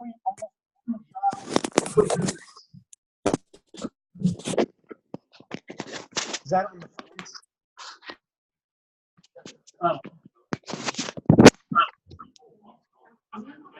You got them? All right. I was looking around for a wireless mic somewhere. I'm like, when we serve clients that are in business, when they come and get help from SOSR, this is likely to be in business 5 years later than if they don't. It's an amazing thing you all do. And I certainly don't say thank you enough. Organizationally, we don't say thank you enough. Thank you. The dirty little secret, it's not even a secret, is that I'm getting paid to be here today. So, I mean, it was easy for me to wake up. I just can't tell you how much I guarantee that you all did not think you'd be sitting in Sterling on January 28th when you joined SOSR however many years ago. You didn't think that you were going to be doing this. But I'm so appreciative that you are, because you guys are like the most impactful people. And what you might not know about this region, hopefully you do, is this region is 40% bigger than every other region. You have 40% more volunteers, you have 40% more clients, and 40% more client business. So this region is really important for how SOSR conducts business, and I'm pleased to say some of the most innovative things come out of this. Yeah, and that leads me, I do want to recognize 2 people, and one is Kathy. Kathy was actually, what you guys don't know, and I'm going to tell on you a little bit. Kathy, a year ago, actually being considered very highly for our board of directors at school. And when I found this out, I made a phone call, and I said, Kathy, you sure you want to do that? Not because it's not a great thing and we don't want you there. I said, I got another idea for you. And what I will say, and Kathy turned down the board of directors because she is in love with the field. She said, I'd rather be this role in the region and work with all of you. So it says a lot about you. So, thank you, Kathy, for that.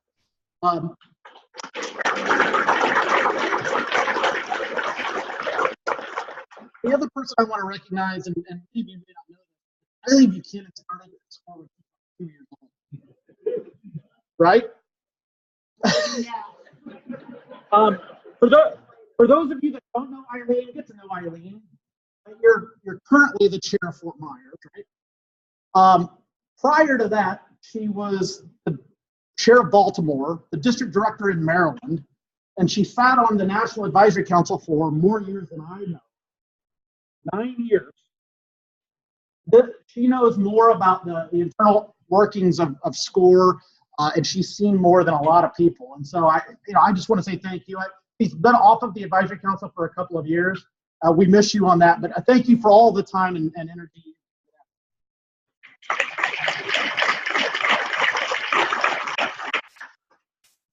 So there's an and, a yes and, or maybe an and but. We do know that for as effective as we are, we need to be a bit more nimble and flexible. And so when we think about mentoring and education, it's going to look different in the future than it has looked in the past. Now the tenets are going to be the same. I think face-to-face is still going to be the brass ring for how we engage people. But it's not going to be the way that we achieve 15% growth if we're trying to grow one mentoring session, one client at a time. So we have to think about how we serve people differently. We have to think about what does I heard it twice today, what does always on, always open mean? How do we truly engage with video and Zoom products that we have? How do we truly utilize social media in ways that you heard Jacksonville talking about recruiting differently? These are all things that for 54 years,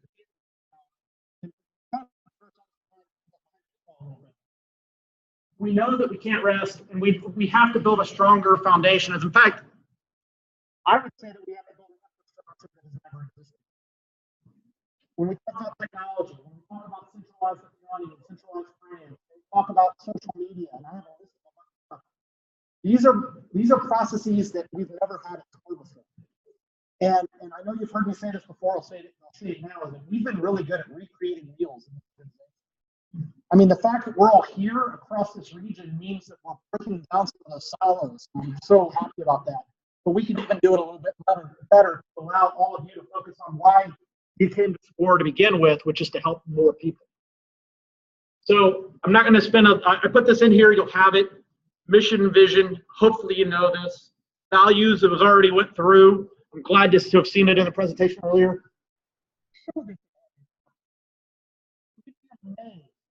At the conversation that occurs by simply showing them, talking about one of the values, having a client come in and highlight how they were impacted by this. Recruit by it. Susan's going to talk about onboarding and some recruiting stuff tomorrow. And if you're recruiting someone that can't align to these values, we probably don't have the right candidate sitting in front.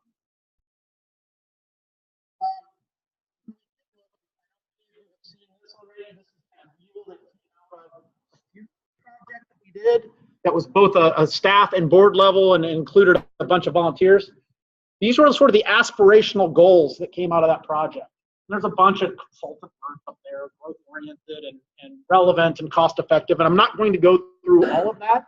I want you to know because everything we're doing right now is tied to this of building an organization that is sustainable and growth oriented that allows it easier for you all to lead in particular. It makes it easier for volunteers to serve. It makes it easier for clients to get served. I have some slides in here about what our strategic plan is. I would not be surprised if none of you haven't seen this. I'm not going to go through all of the different parts of our national strategic plan. Really simple and straightforward. It'll be in the deck for you to have. But our main strategic goal is getting more people to say that we helped them. And right now we're at 70%. Our goal in the next 3 years is to take from 74 to 80. And marginally, that doesn't seem like a big jump.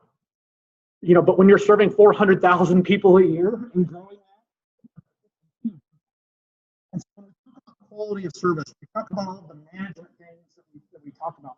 This is where it comes out to be, because while we love to champion new business starts and jobs created and revenue growth, we also know that people walk in, and the way that we help them is by telling them they probably need to fire 2 people. And that's not an outcome we can report, to any degree. But when people say that we help them on a supply chain problem that doesn't result in a new business creation. This, at the end of the day, is why we're here. And so, if nothing else, we talk a lot about activities and client service.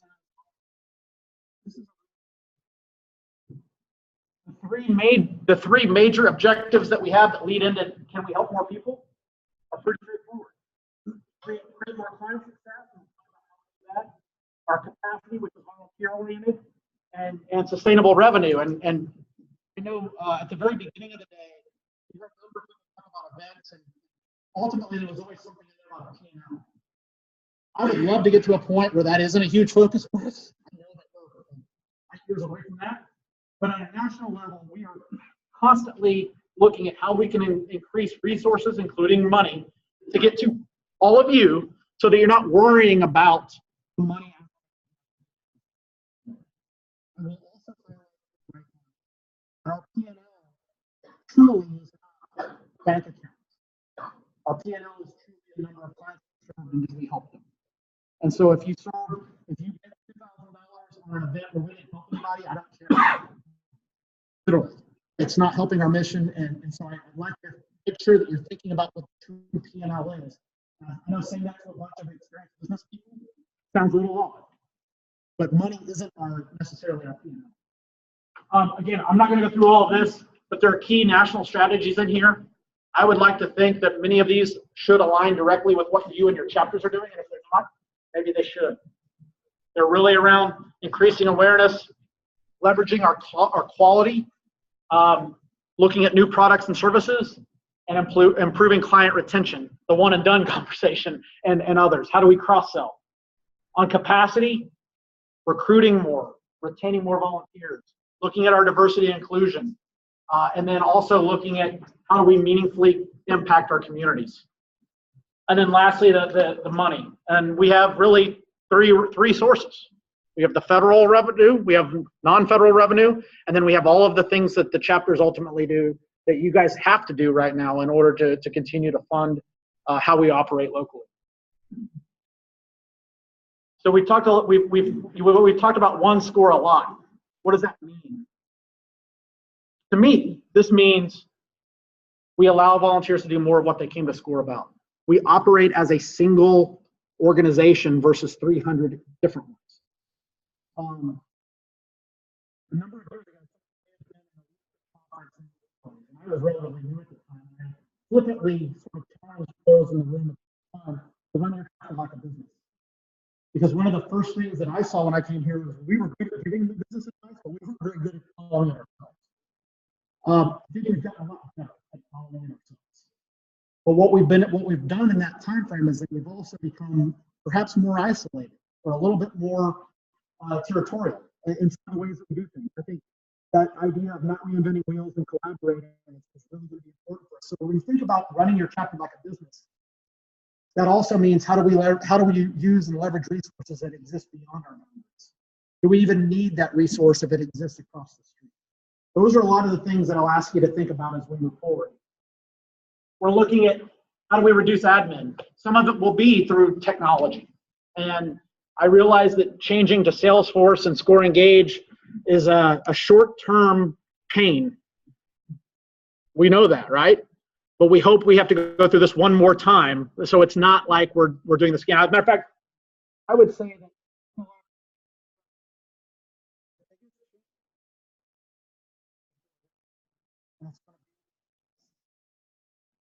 getting all of your volunteers using that volunteer.org effectively. Some of you already have it, but it is the prerequisite for moving on to SCORE Engage, and that I would venture to say is actually going to be harder than training for one week, because that's more behavioral than it is. We want to align processes and utilize best practices. I am not here to tell you that there's one single way to do anything, but what I think I can tell you, I hope you'll agree, is that there can't be 300 ways of doing everything. Whether you're in Broward or Central Florida or Wichita, Kansas, you all have different resources to bring to bear, but we can follow the same sort of template based on the skill and resources that exist. There will be conversations that we're going to be having into the future as well about what is the role of the district. Right now, or 7 years ago, the district director basically did two things. They showed up periodically to a chapter meeting and they gave you an allocation. I think what I'm asking Tom and what I'm asking Jim and all of the other DDs in the room is certainly more of a mentor to the chapters. So Barry's first clients in SCORE are the Georgia chapters. What is it that we need to be asking? And then more importantly, what resources exist in North Atlanta that Central Atlanta doesn't need to recreate? So what is just thinking off the top of my head, what does admin look like if it's not just Atlanta who can afford to hire an admin, hires an admin, but what if it's Georgia has an admin that's supporting at a different level all of the chapters in Georgia? You know, these are questions that we're now able to ask a little bit differently that we've never been able to ask. We certainly want to utilize resources better, money, but more importantly, people and things, and ensure sustainability. And whether you know it or not, maybe it's that proverb of how do you boil a frog? We've been doing this to you for a while. we've really been looking at one score on a number.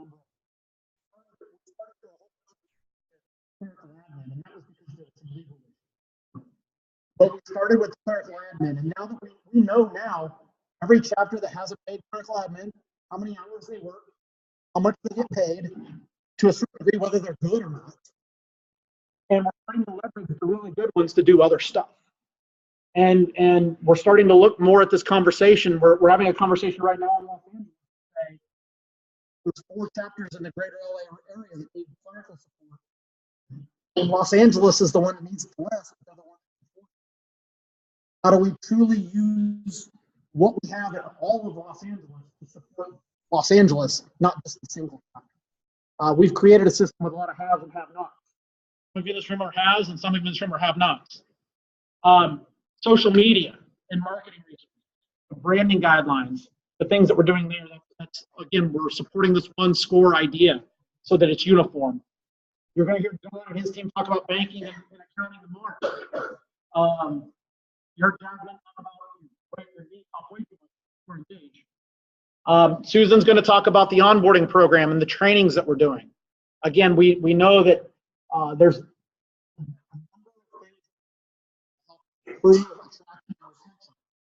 and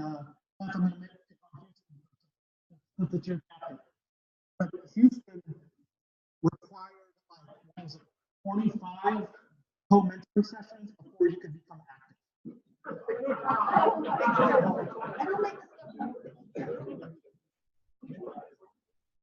And we wonder why Houston 2 years ago or 3 years ago got 112 applications and they brought on 10. And that number might not be correct, but it was some really disparate number.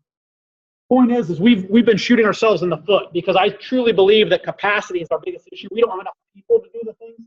You heard all of these events being done, and the one thing that I heard at least was that every person said it takes a lot of work, and you got to have people willing to do it. When we're only bringing in enough people to replace the people that are leaving, we don't have enough people to do this. We just don't. We got to continue. We got to think who do we allow help us help clients, and that's what why the onboarding program was started 2 years ago. Inclusion, Beth, we talked about that. I just want to highlight one other thing, which is inclusion isn't just gender and race, and it's not even just age. A few years ago, if you had shown up in New York City with a job, they'd have kicked you right out of the office. And those are the people that we need more now than we ever have needed. Now, they probably can't be active in the space that we've come to know and love, and it may create a whole different set of managerial problems. But we're also want to try to get them to drink the Kool-Aid a little bit, start sipping it. And then maybe they start drinking a little bit more. Because again, you guys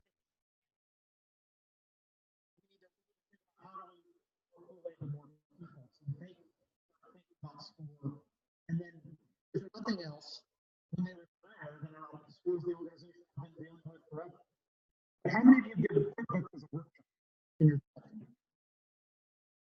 How many of you believe that someone showing up with a full-time job says, I don't want to do anything but give one QuickBooks workshop on order? How many of you would you take? No. All right, I'm glad to see that.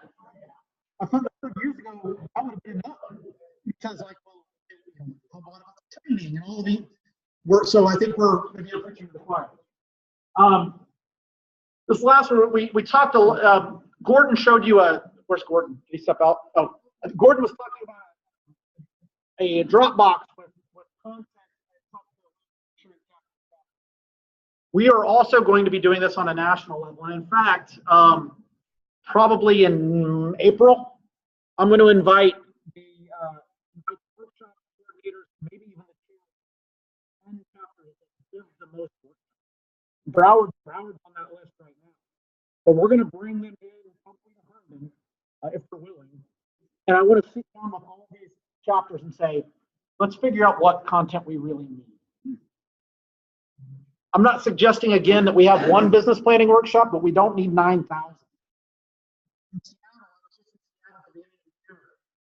They actually have already built a 100 level where they're building off of curriculum.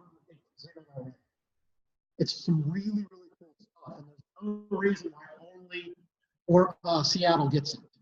You saw the owl. And what the folks in Nashville brought to us is really cool. And they were talking about how they were using that. Lisa and Rick talking about how they're using that for communities outside of Nashville. We also have another group of people in the advisory council looking at the owl in a whole different way with this idea. There's a gentleman named Tom Patton who was a marketing guru. Might be the best workshop we've ever given in tour. They were charging like $150. They were selling it out every time they gave it, yada, yada, yada. But if you didn't live in Irvine, California, you didn't get it. There's nothing else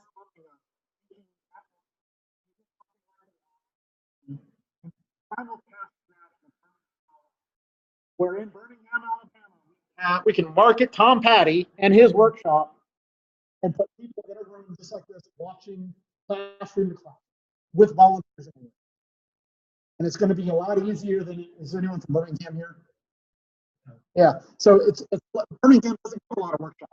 Anyway, so to go to Birmingham, and doing a marketing workshop, they don't know what to do. But what we can do is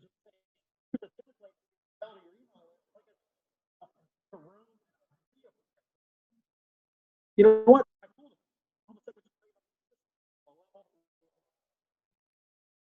And then lastly, and this one's a little bit sort of out there, but I threw it up. Geographical strategies. It doesn't impact this region right now, but we are going to look at a couple of strategies for how we specifically in Utah and South Dakota in these really rural areas. We're going to be testing SCORE Utah. One chapter, multiple branches, and operate it where the district leadership, if you will, becomes the ultimate operational leadership. We're going to do the same thing in South Dakota to see if it works. It may not, but that's a different strategy than quite often where we have 6 chapters within the Greater Miami MSA. What we're looking at in the metropolitan areas is perhaps more chapters, or certainly more strong branches. Whether it's more chapters like we're doing in Los Angeles, or in Houston, where they have a central hub and spoke, is really building more strong branches to cover. So we are looking at how we do it a little bit well, just to see and test, and some of it may work, and some of it may not. And so I'll ask you to think about this. Don't reinvent wheels. We've spent so much time over history talking about activities and quantity. I mean, you heard Karen talk about the Form 16. It was really based off of stuff you did versus the impact of it, even the quality of it. What I'm saying is that as an organization like ours, the quality metrics that we have are off the charts. You guys haven't seen the client engagement data yet, and I've only seen a couple of pieces of it. Our client engagement data from our PwC survey this year jumped the highest it's ever been. Our NPS score on average is above 85. And so there's a whole bunch of reasons why that may exist. What I'm saying is that by no means am I saying quantity over quality. What I'm saying is our quality allows us to build quantity in a way that we've probably never leveraged. When we think about leverage people, I can't tell you how many chapters I go to, and you all have one, I'm sure. I think I have a copy of your spreadsheet from Palm Beach that has every volunteer and every subject matter expertise and all these boxes. SCORE Engage is going to replace that, number one. But number two, just because you would think you need a finance doesn't mean you need to go out and definitively recruit a finance person in Palm Beach when there could be 3 in West Palm Beach. And as a matter of fact, there could be 3 in Los Angeles. And we need to do probably a better job at leveraging the resource that is truly the strength of all of our volunteers. It just hit me today. I literally added that one of these bullet points while I was sitting back there.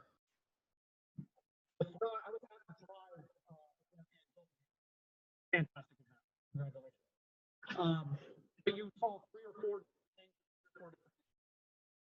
I would encourage you all that if you're going to go hold a women's event, don't come up with figure out a way to find one that works for you. Because I'll tell you what, when we talk about how do we market brand more, using similar names on events that we do, even in different communities, helps. I can't tell you the number of chapters that took simple steps for starting your business and changed the name because they didn't like it. I mean, I don't like it either. But the point is that we can't market the fact that come to your local chapter and get a simple steps for starting your business workshop because half of our chapters don't call it. There are things like that that help us help ourselves with some of the branding and different things. I'm going to open it up for questions, but before I do, there's two other things I want to show you. One I included in this deck. This was talking about inclusion. I just love this picture, so I put it in. Which client do you want at first glance? What do you notice? Same person. It's the same person. So when we think about inclusion and diversity, and especially as it relates to our clients, you know, this is an exact same. And quite honestly, this person's probably a bit more honest because he's showing up and this is who I am. The other thing before questions is, and I'm showing you this only because how many of you have gone into the store and seen all of the current branded PowerPoint templates? Not enough of it. I put at the end of this deck is the exact instructions of how to go get all of the currently branded PowerPoint decks that we have. And I was making fun of Stan. Stan showed up and he had an old Stan's been around for. Yeah, Stan's got the old name badge with the old score logo on it. And so you've got the old tagline. Look at that. Yeah. It's going to go to a museum just right next to Stan. That is your line. Yeah. There are very small things, and that's very minor. And I know Stan well enough to give him grief over it. But the more that we can do, and especially if you go to the sports store, there's a lot of really great resources in there that you can download, you can look at. You know, if you're still calling it the service corps of retired executives, stop. You know, if you're still using the old SCORE logos on anything, I know SCORE's got to put quarters in. You know, burn the tablecloth or whatever new. We can afford the $12. So I'll ask you to help on some of that because it is really important. So I'll shut up and Lisa, I'll let you ask some questions now about any of that or anything else. In the previous session, you said that you don't want to ask more questions of the client because that decreases by 7% how much they'll reply. But then in this one, you say your grading is by how the clients, what they say about their demand. And I don't mind, you know, listening to people that have said absolutely nothing. I just got one in today, and they're always their phone number and what they do with manufacturing.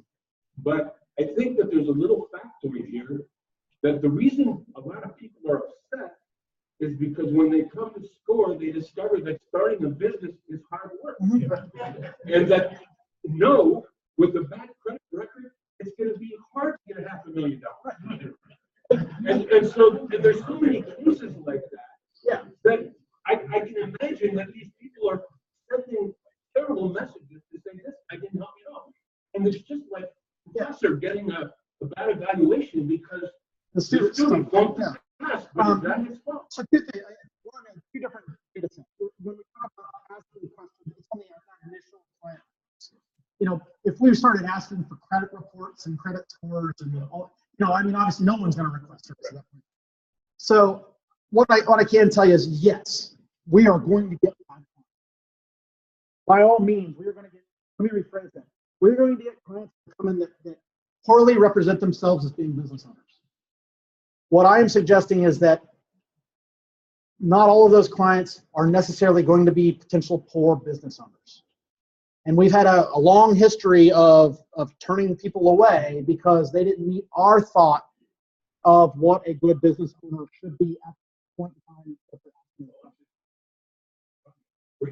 75% is a great score. I don't, like I said, I don't want to just diminish the fact that we are an extremely effective organization with very high quality. I also want to make sure that we're focused on, we know things that work. And I can tell you that we've done all of the data analysis that I care to admit to. When we went and looked at the volunteers down to the individual level that engaged clients the most, and the clients had the most business success, there was only two things in common among all of those volunteers. One of them was that every volunteer that we interviewed at that level said, I adopt my style to what the client needs. I don't have this rote thing. I don't say, here's a business plan. I adopt my style to what they need. And the second thing they said, which is probably the most important, they said their singular goal out of a first session is to get a second session. Those volunteers categorically have higher client engagement and produce more successful business. And I would think to say, knowing them, they were also some of the more active volunteers.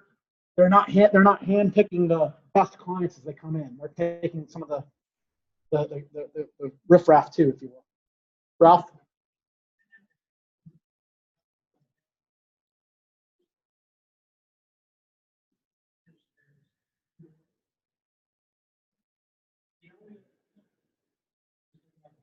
Maybe they're a minister, yeah. You know, I've said it before. I look at it, and I asked all of you, at the leadership conference last year, they're people, and one thing that every person has is an innate level of dignity, and we need to be able to respect that dignity they bring. So referring to them with choice words and calling them or lumping them together is probably not giving them the dignity they deserve as a client. But I also believe that they're, asking for help is really hard, and they just did. And again, it's easy for me to say that because I'm not the one out serving the clients every single day. But I think that as part of our mission, that's what we're here to do. And you're right, Ralph, we are often the last resort. We'd love to be able to become more of a first resort. And I think we're getting better at that every day, so that they're not showing up where we are the last resort. But I think I think that culture shift has really changed pretty dramatically over the last 5 or 6 years.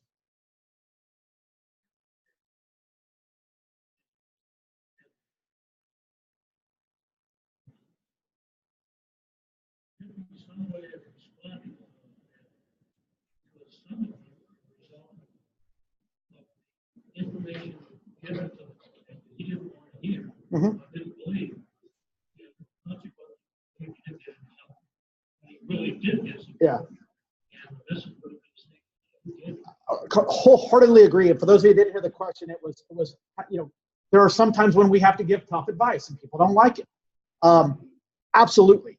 And so I think as a chapter leader with NPS in particular, when you get a result that comes in where it says, Ralph got a 0 out of 10 because he didn't listen to me. And then you go and ask Ralph, hey, Ralph, what happened? And he's like, well, this person walked in and, I told them all of the things that could help and all the resources, and they told me to go jump in a lake and walked out. That, we're going to get those.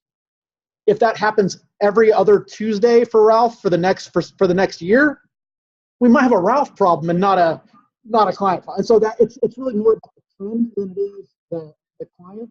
But I also believe those clients walk away mad. If there is a way for us to bring them back into some service, they're actually more likely to be on local advocates. People that have a bad service and you can turn it around when it's applicable is important. Irene?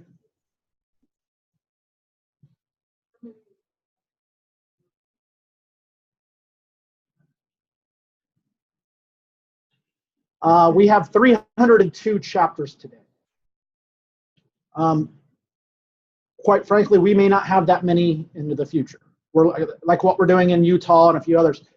I don't know that there's many of them in this room, but we have like 50 chapters that right now have fewer than 15 volunteers and do fewer than 200 services in a year. And so we're looking at how do we serve those communities in a way that we're obviously not perhaps doing it right now. The question about though, SBA paid 100 of them, maybe? Yeah. And it was very telling this last month. It's very, very telling. There's a handful of chapters, and the one I'll use is out on the West Coast, even though there's some all over. But I was in New York City during the shutdown, and they do most of their work, most of their mentoring out of a federal building in Lower Manhattan. Now, going into that building is worse than going through security at an airport. So they have client issues already, but they do most of their mentoring there. However, when the shutdown happened, the folks in New York City said, okay, we got to figure this out. We can't, we've got hundreds a week coming through here. They started looking at every co-working space, every library in Manhattan. They did more in Brooklyn, yada, yada, yada. And their numbers took a hit, but not so bad. Our friends in San Francisco wanted us to post on their chapter website that they were closed because their office was shut. They would not be doing any client services until the government opened. Gives you a real keen idea of the culture of the chapter. So I think it's been eye-opening for us to say, are we too reliant on some of our partners like that, especially when it comes to physical location? Quite honestly, do we even need to have a physical location like we've historically had? There's a handful of chapters in here that don't have an office, don't want one.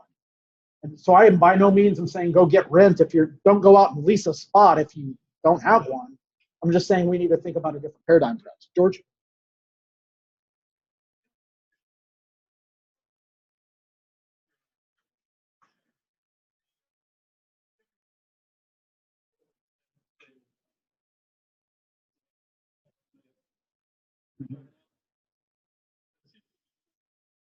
Yeah. So NPS is this method Bain consultant came up with a bunch of years ago. I can trash it as much as I'll defend it. But I think that there's a legacy and a trend at SCORE where it is valuable for us. NPS is the transactional nature of this particular mentoring session, was it good or bad? And it has more to do with the interaction with the volunteer than it does anything else. The 74% comes from our PwC survey, and it's asking more about, did SCORE help you? And so included into that number is a group of clients that may have only taken a webinar or watched something on the SCORE website. And so we're able to cut all of those data points down and say, here's the percent that we help in mentoring, here's the percent that come to local workshops that say we help, here's the percent that come to a national webinar that say we help. What it's highlighted for us has really led to some of the things we're doing, because we know that the highest variability that we have in client service is in our local workshop. A workshop that happens between your two chapters, literally perhaps blocks away, could be received completely differently. And it's just the nature of the beast of variability. But I think that's why I'm excited about what SCORE Engage will be able to do, because in Miami and Fort Lauderdale, you'll be able to even compare a number. And, well, here's the workshop we did. Here's the people we had did it. For all intents and purposes, a very similar client base. And I think it'll help us get a little bit smarter.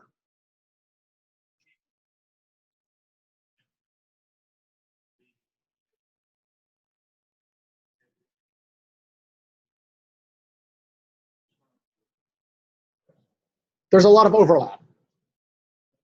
Not exact. Not exact. Mm-hmm. Mm-hmm.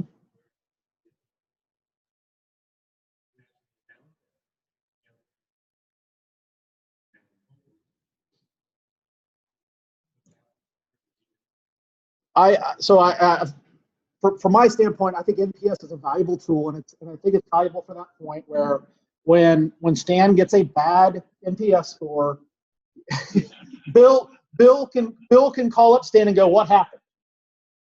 Literally, and or when Stan gets a great NPS score, Bill can highlight and recognize Stan at a chapter meeting and say, "Look what Stan's doing." But Mike hit on a key point that when we ask in the PricewaterhouseCoopers, it's more about how do they feel about SCORE as opposed to the individual volunteer. Now, those are often interchangeable, but there's so many other things that happen along the way, multiple mentors that may have served them, or they've gone to workshops now in addition. So I feel it's a little bit more robust. All of the data that we report out aside from activities we report in core right now, when we talk about outcomes, it all comes from PwC. It's a calculation, yeah. It's a calculation of percent of promoters minus percent of detractors, and it.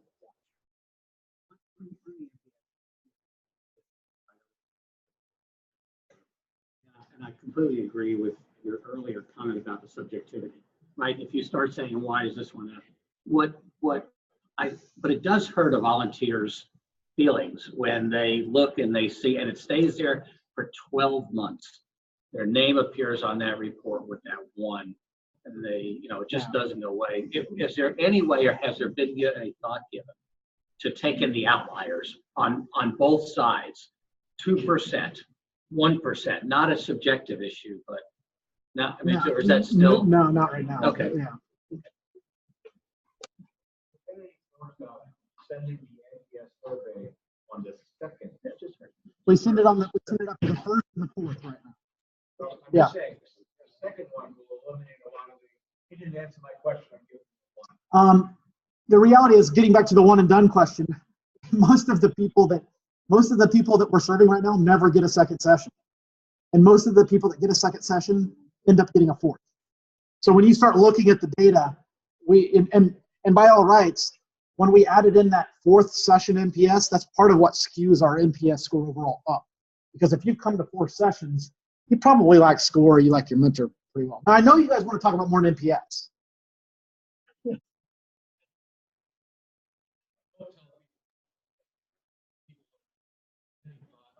Yeah.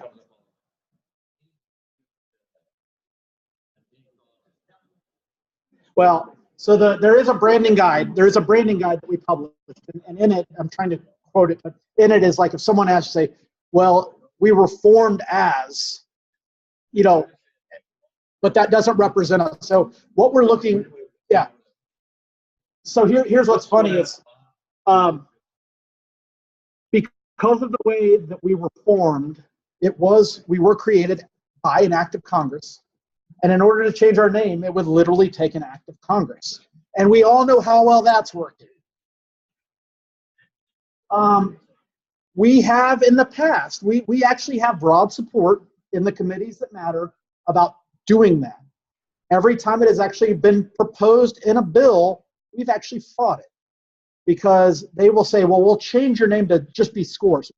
But then they want to add in all of these adders about oversight, and it's because it's the bureaucracy, kind of crap. We every year, whether we need to or not, we have conversations about literally like clockwork. And now that conversation lasts about 42 seconds of whether we're known or not known. There's so much local impact into that even if we change our name, now we're just starting over, and it's not going to fix the ills of why we're not known.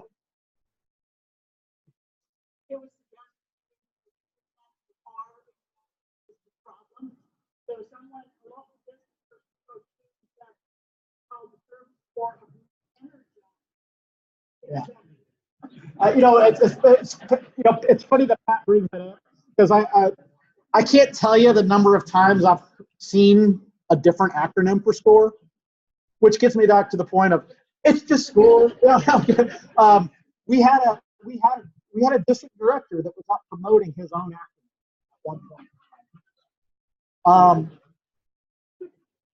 Needless to say, I mentioned one of those websites that I can't kill. It's from that state, but it's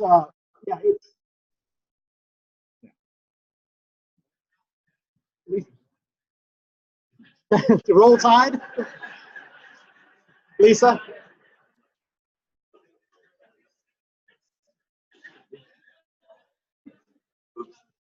Uh-huh.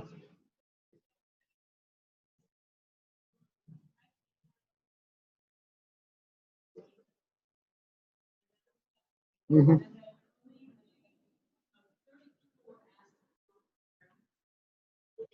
that kind of got moved down to about 18 because it progressed and didn't go any further. So we have been working with them up until actually January 16th, to try to help them get on American Dream. So I get a call from one of my clients who's actually been asked to go on American Dream. And she said, have you seen the email? And I said, no.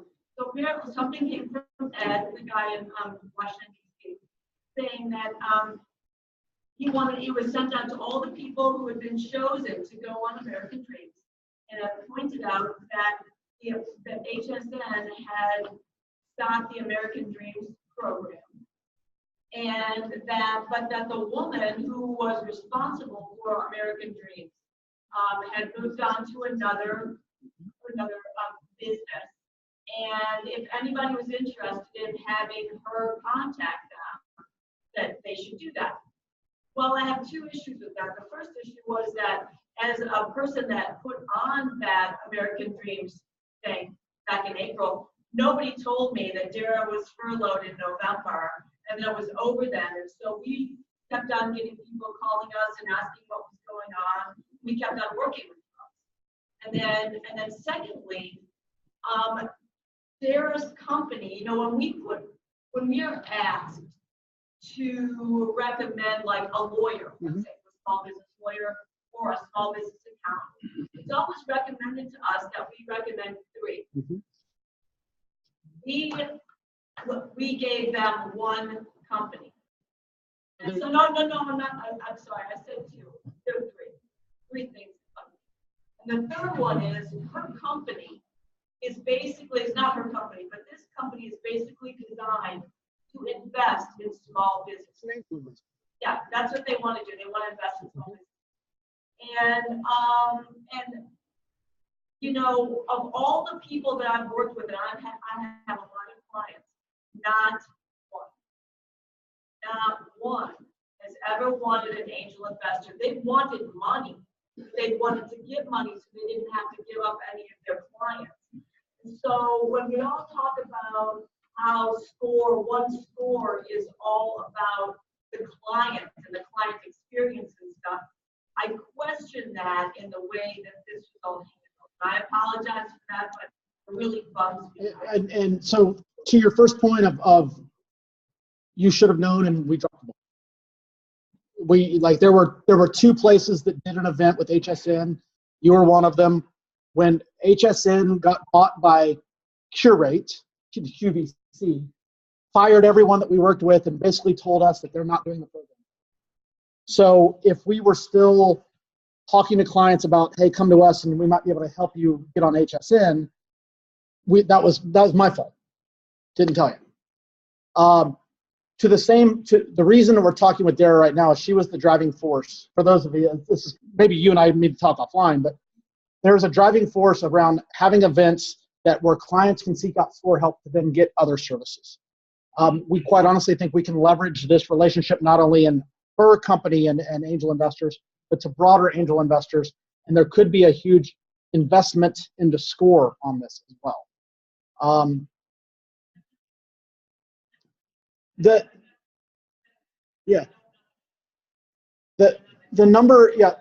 number of clients that do approach us and say they would be interested in talking to an angel investor. I mean, how many of you have done a Shark Tank type thing?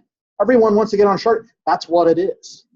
And so we're still trying to figure out if and how this works. If it does work, it will be broader than just Dara and her company.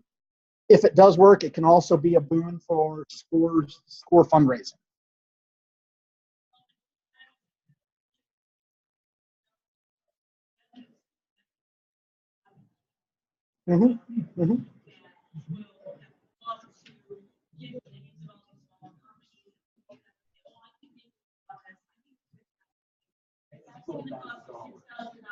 Yeah, right. Yeah, we see that all the time, and so part of it is we are vetting as we go through. Yeah. And I think that's true, and from the national level all the way down to the local level, where I mean, we see that all the time, and the connections that we make, we need to ensure that we're upholding that, and I think we can always need to put that first.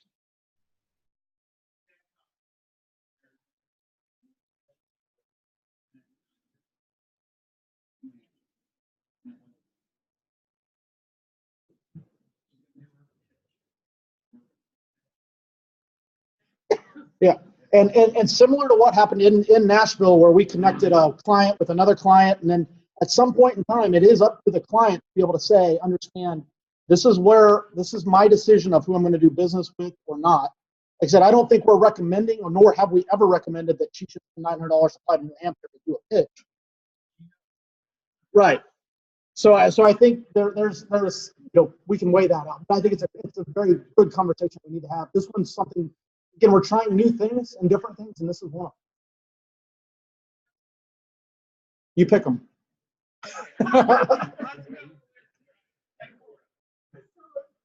I'm sure everybody knows the answer, but we don't know the US chapter before her. And just as the person who was setting up the chapter was leaving, he kept me a client who wanted to find out, how do you go about hiring millennials?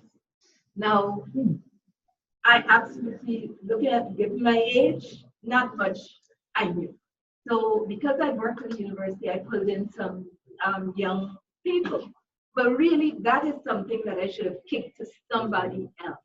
And I'm wondering to what extent we can kick questions to somebody else, another chapter, because I don't think there was anybody in our chapter who could answer that. Also for our region. It's a great question. I think it alludes, it's the underlying question to a lot of what we're talking about, collaboration. I'll say 7 or 8 years ago, a lot of our volunteers wanted any and every client they could get because they wanted to just have a client to talk to, espouse their wisdom. And we were, that's changed where we're really putting the client first now. If you don't have the right subject matter expertise, it exists in SCORE. Somewhere it exists. We've not done a great job at providing you the tools of finding those people. That's part of what SCORE Engage will do is not only will you be able to search the entire database easier than what Core will do, there'll actually be a free form text field for all mentors to put in their true subject matter expertise. And think about it this way, that the difference between clicking agriculture and being a dairy farmer.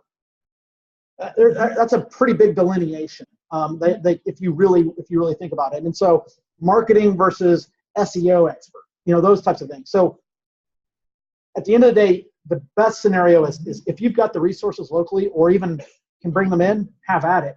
If you don't, it's better to bring someone in on Skype or Google Hangout or something. Set them up with a phone call, whatever it might be. And I think we have more of a willingness today in SCORE.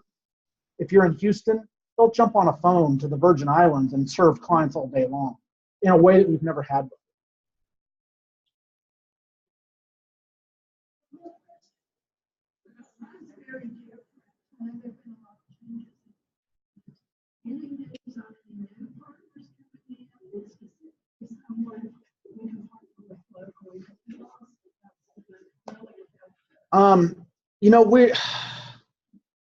You had to ask that one, didn't you? No, it's important. Our development team has been struggling, and you guys have all seen that some people have been replaced and different things. And so what we're looking at right now is, what does a true development team for SCORE need to do, and how do we promote SCORE? And if you think about SCORE's partners, and this includes both national partners and local partners, I would suspect, we're not truly getting philanthropic partners. We're getting cause marketing. People buy in and support Beth's event in Houston because they want their brand on the 600 clients that are going to see it. Same thing happens at SCORE National. And so I've struggled since I've been here with the idea that I don't want to be NASCAR. I don't want to slap a label on everything we do. We've also found a very difficult road of truly pitching the philanthropy that we think we are. Our volunteers, rightfully so, don't want to give because you give your time. Our clients often don't want to give because they're currently in their business, and if the few that go on to be Ben and Jerry's, by the time they're Ben and Jerry's, they forgot they came to us. So we struggle with that. We have engaged a consultant that does a lot of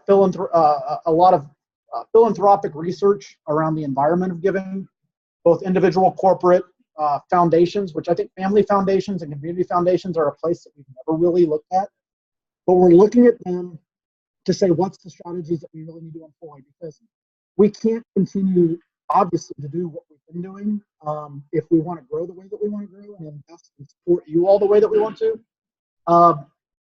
And we have to almost dig our way out of the hole that we're in to get back to a spot where we can invest in growth in the development.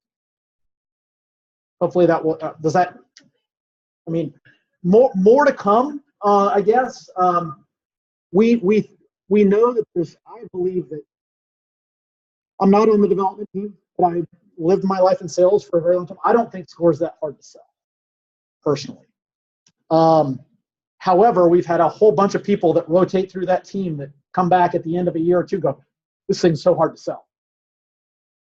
So.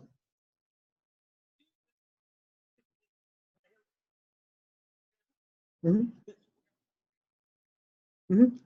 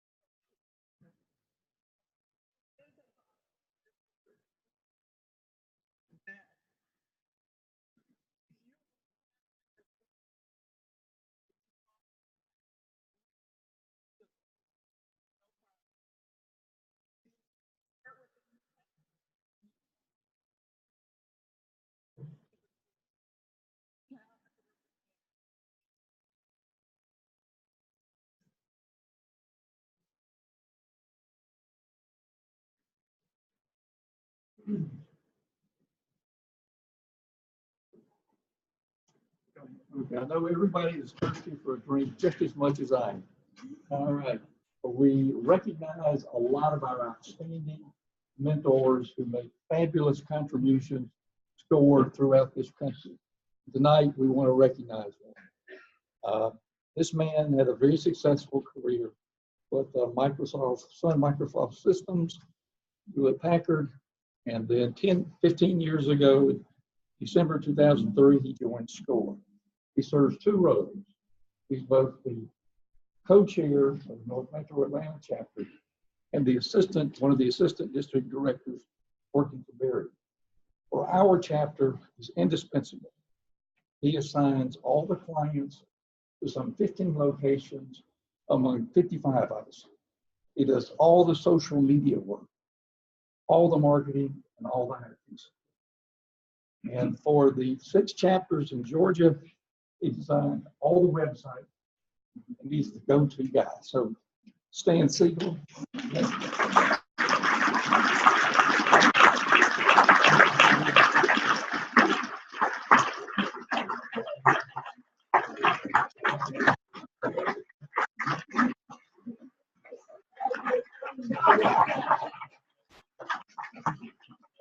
I don't think that the mentor in the Georgia district pulled upon staff one time or another to sort out an IT problem, a profile problem, an access system problem, or has had a question that they would have otherwise called national, but they called Stan, and no matter what day of the week, what time of the day it is, Stan is willing to help. He's probably been the most consistent contributor to the SCORE organization in Georgia, head and shoulders above anyone else. We're really grateful.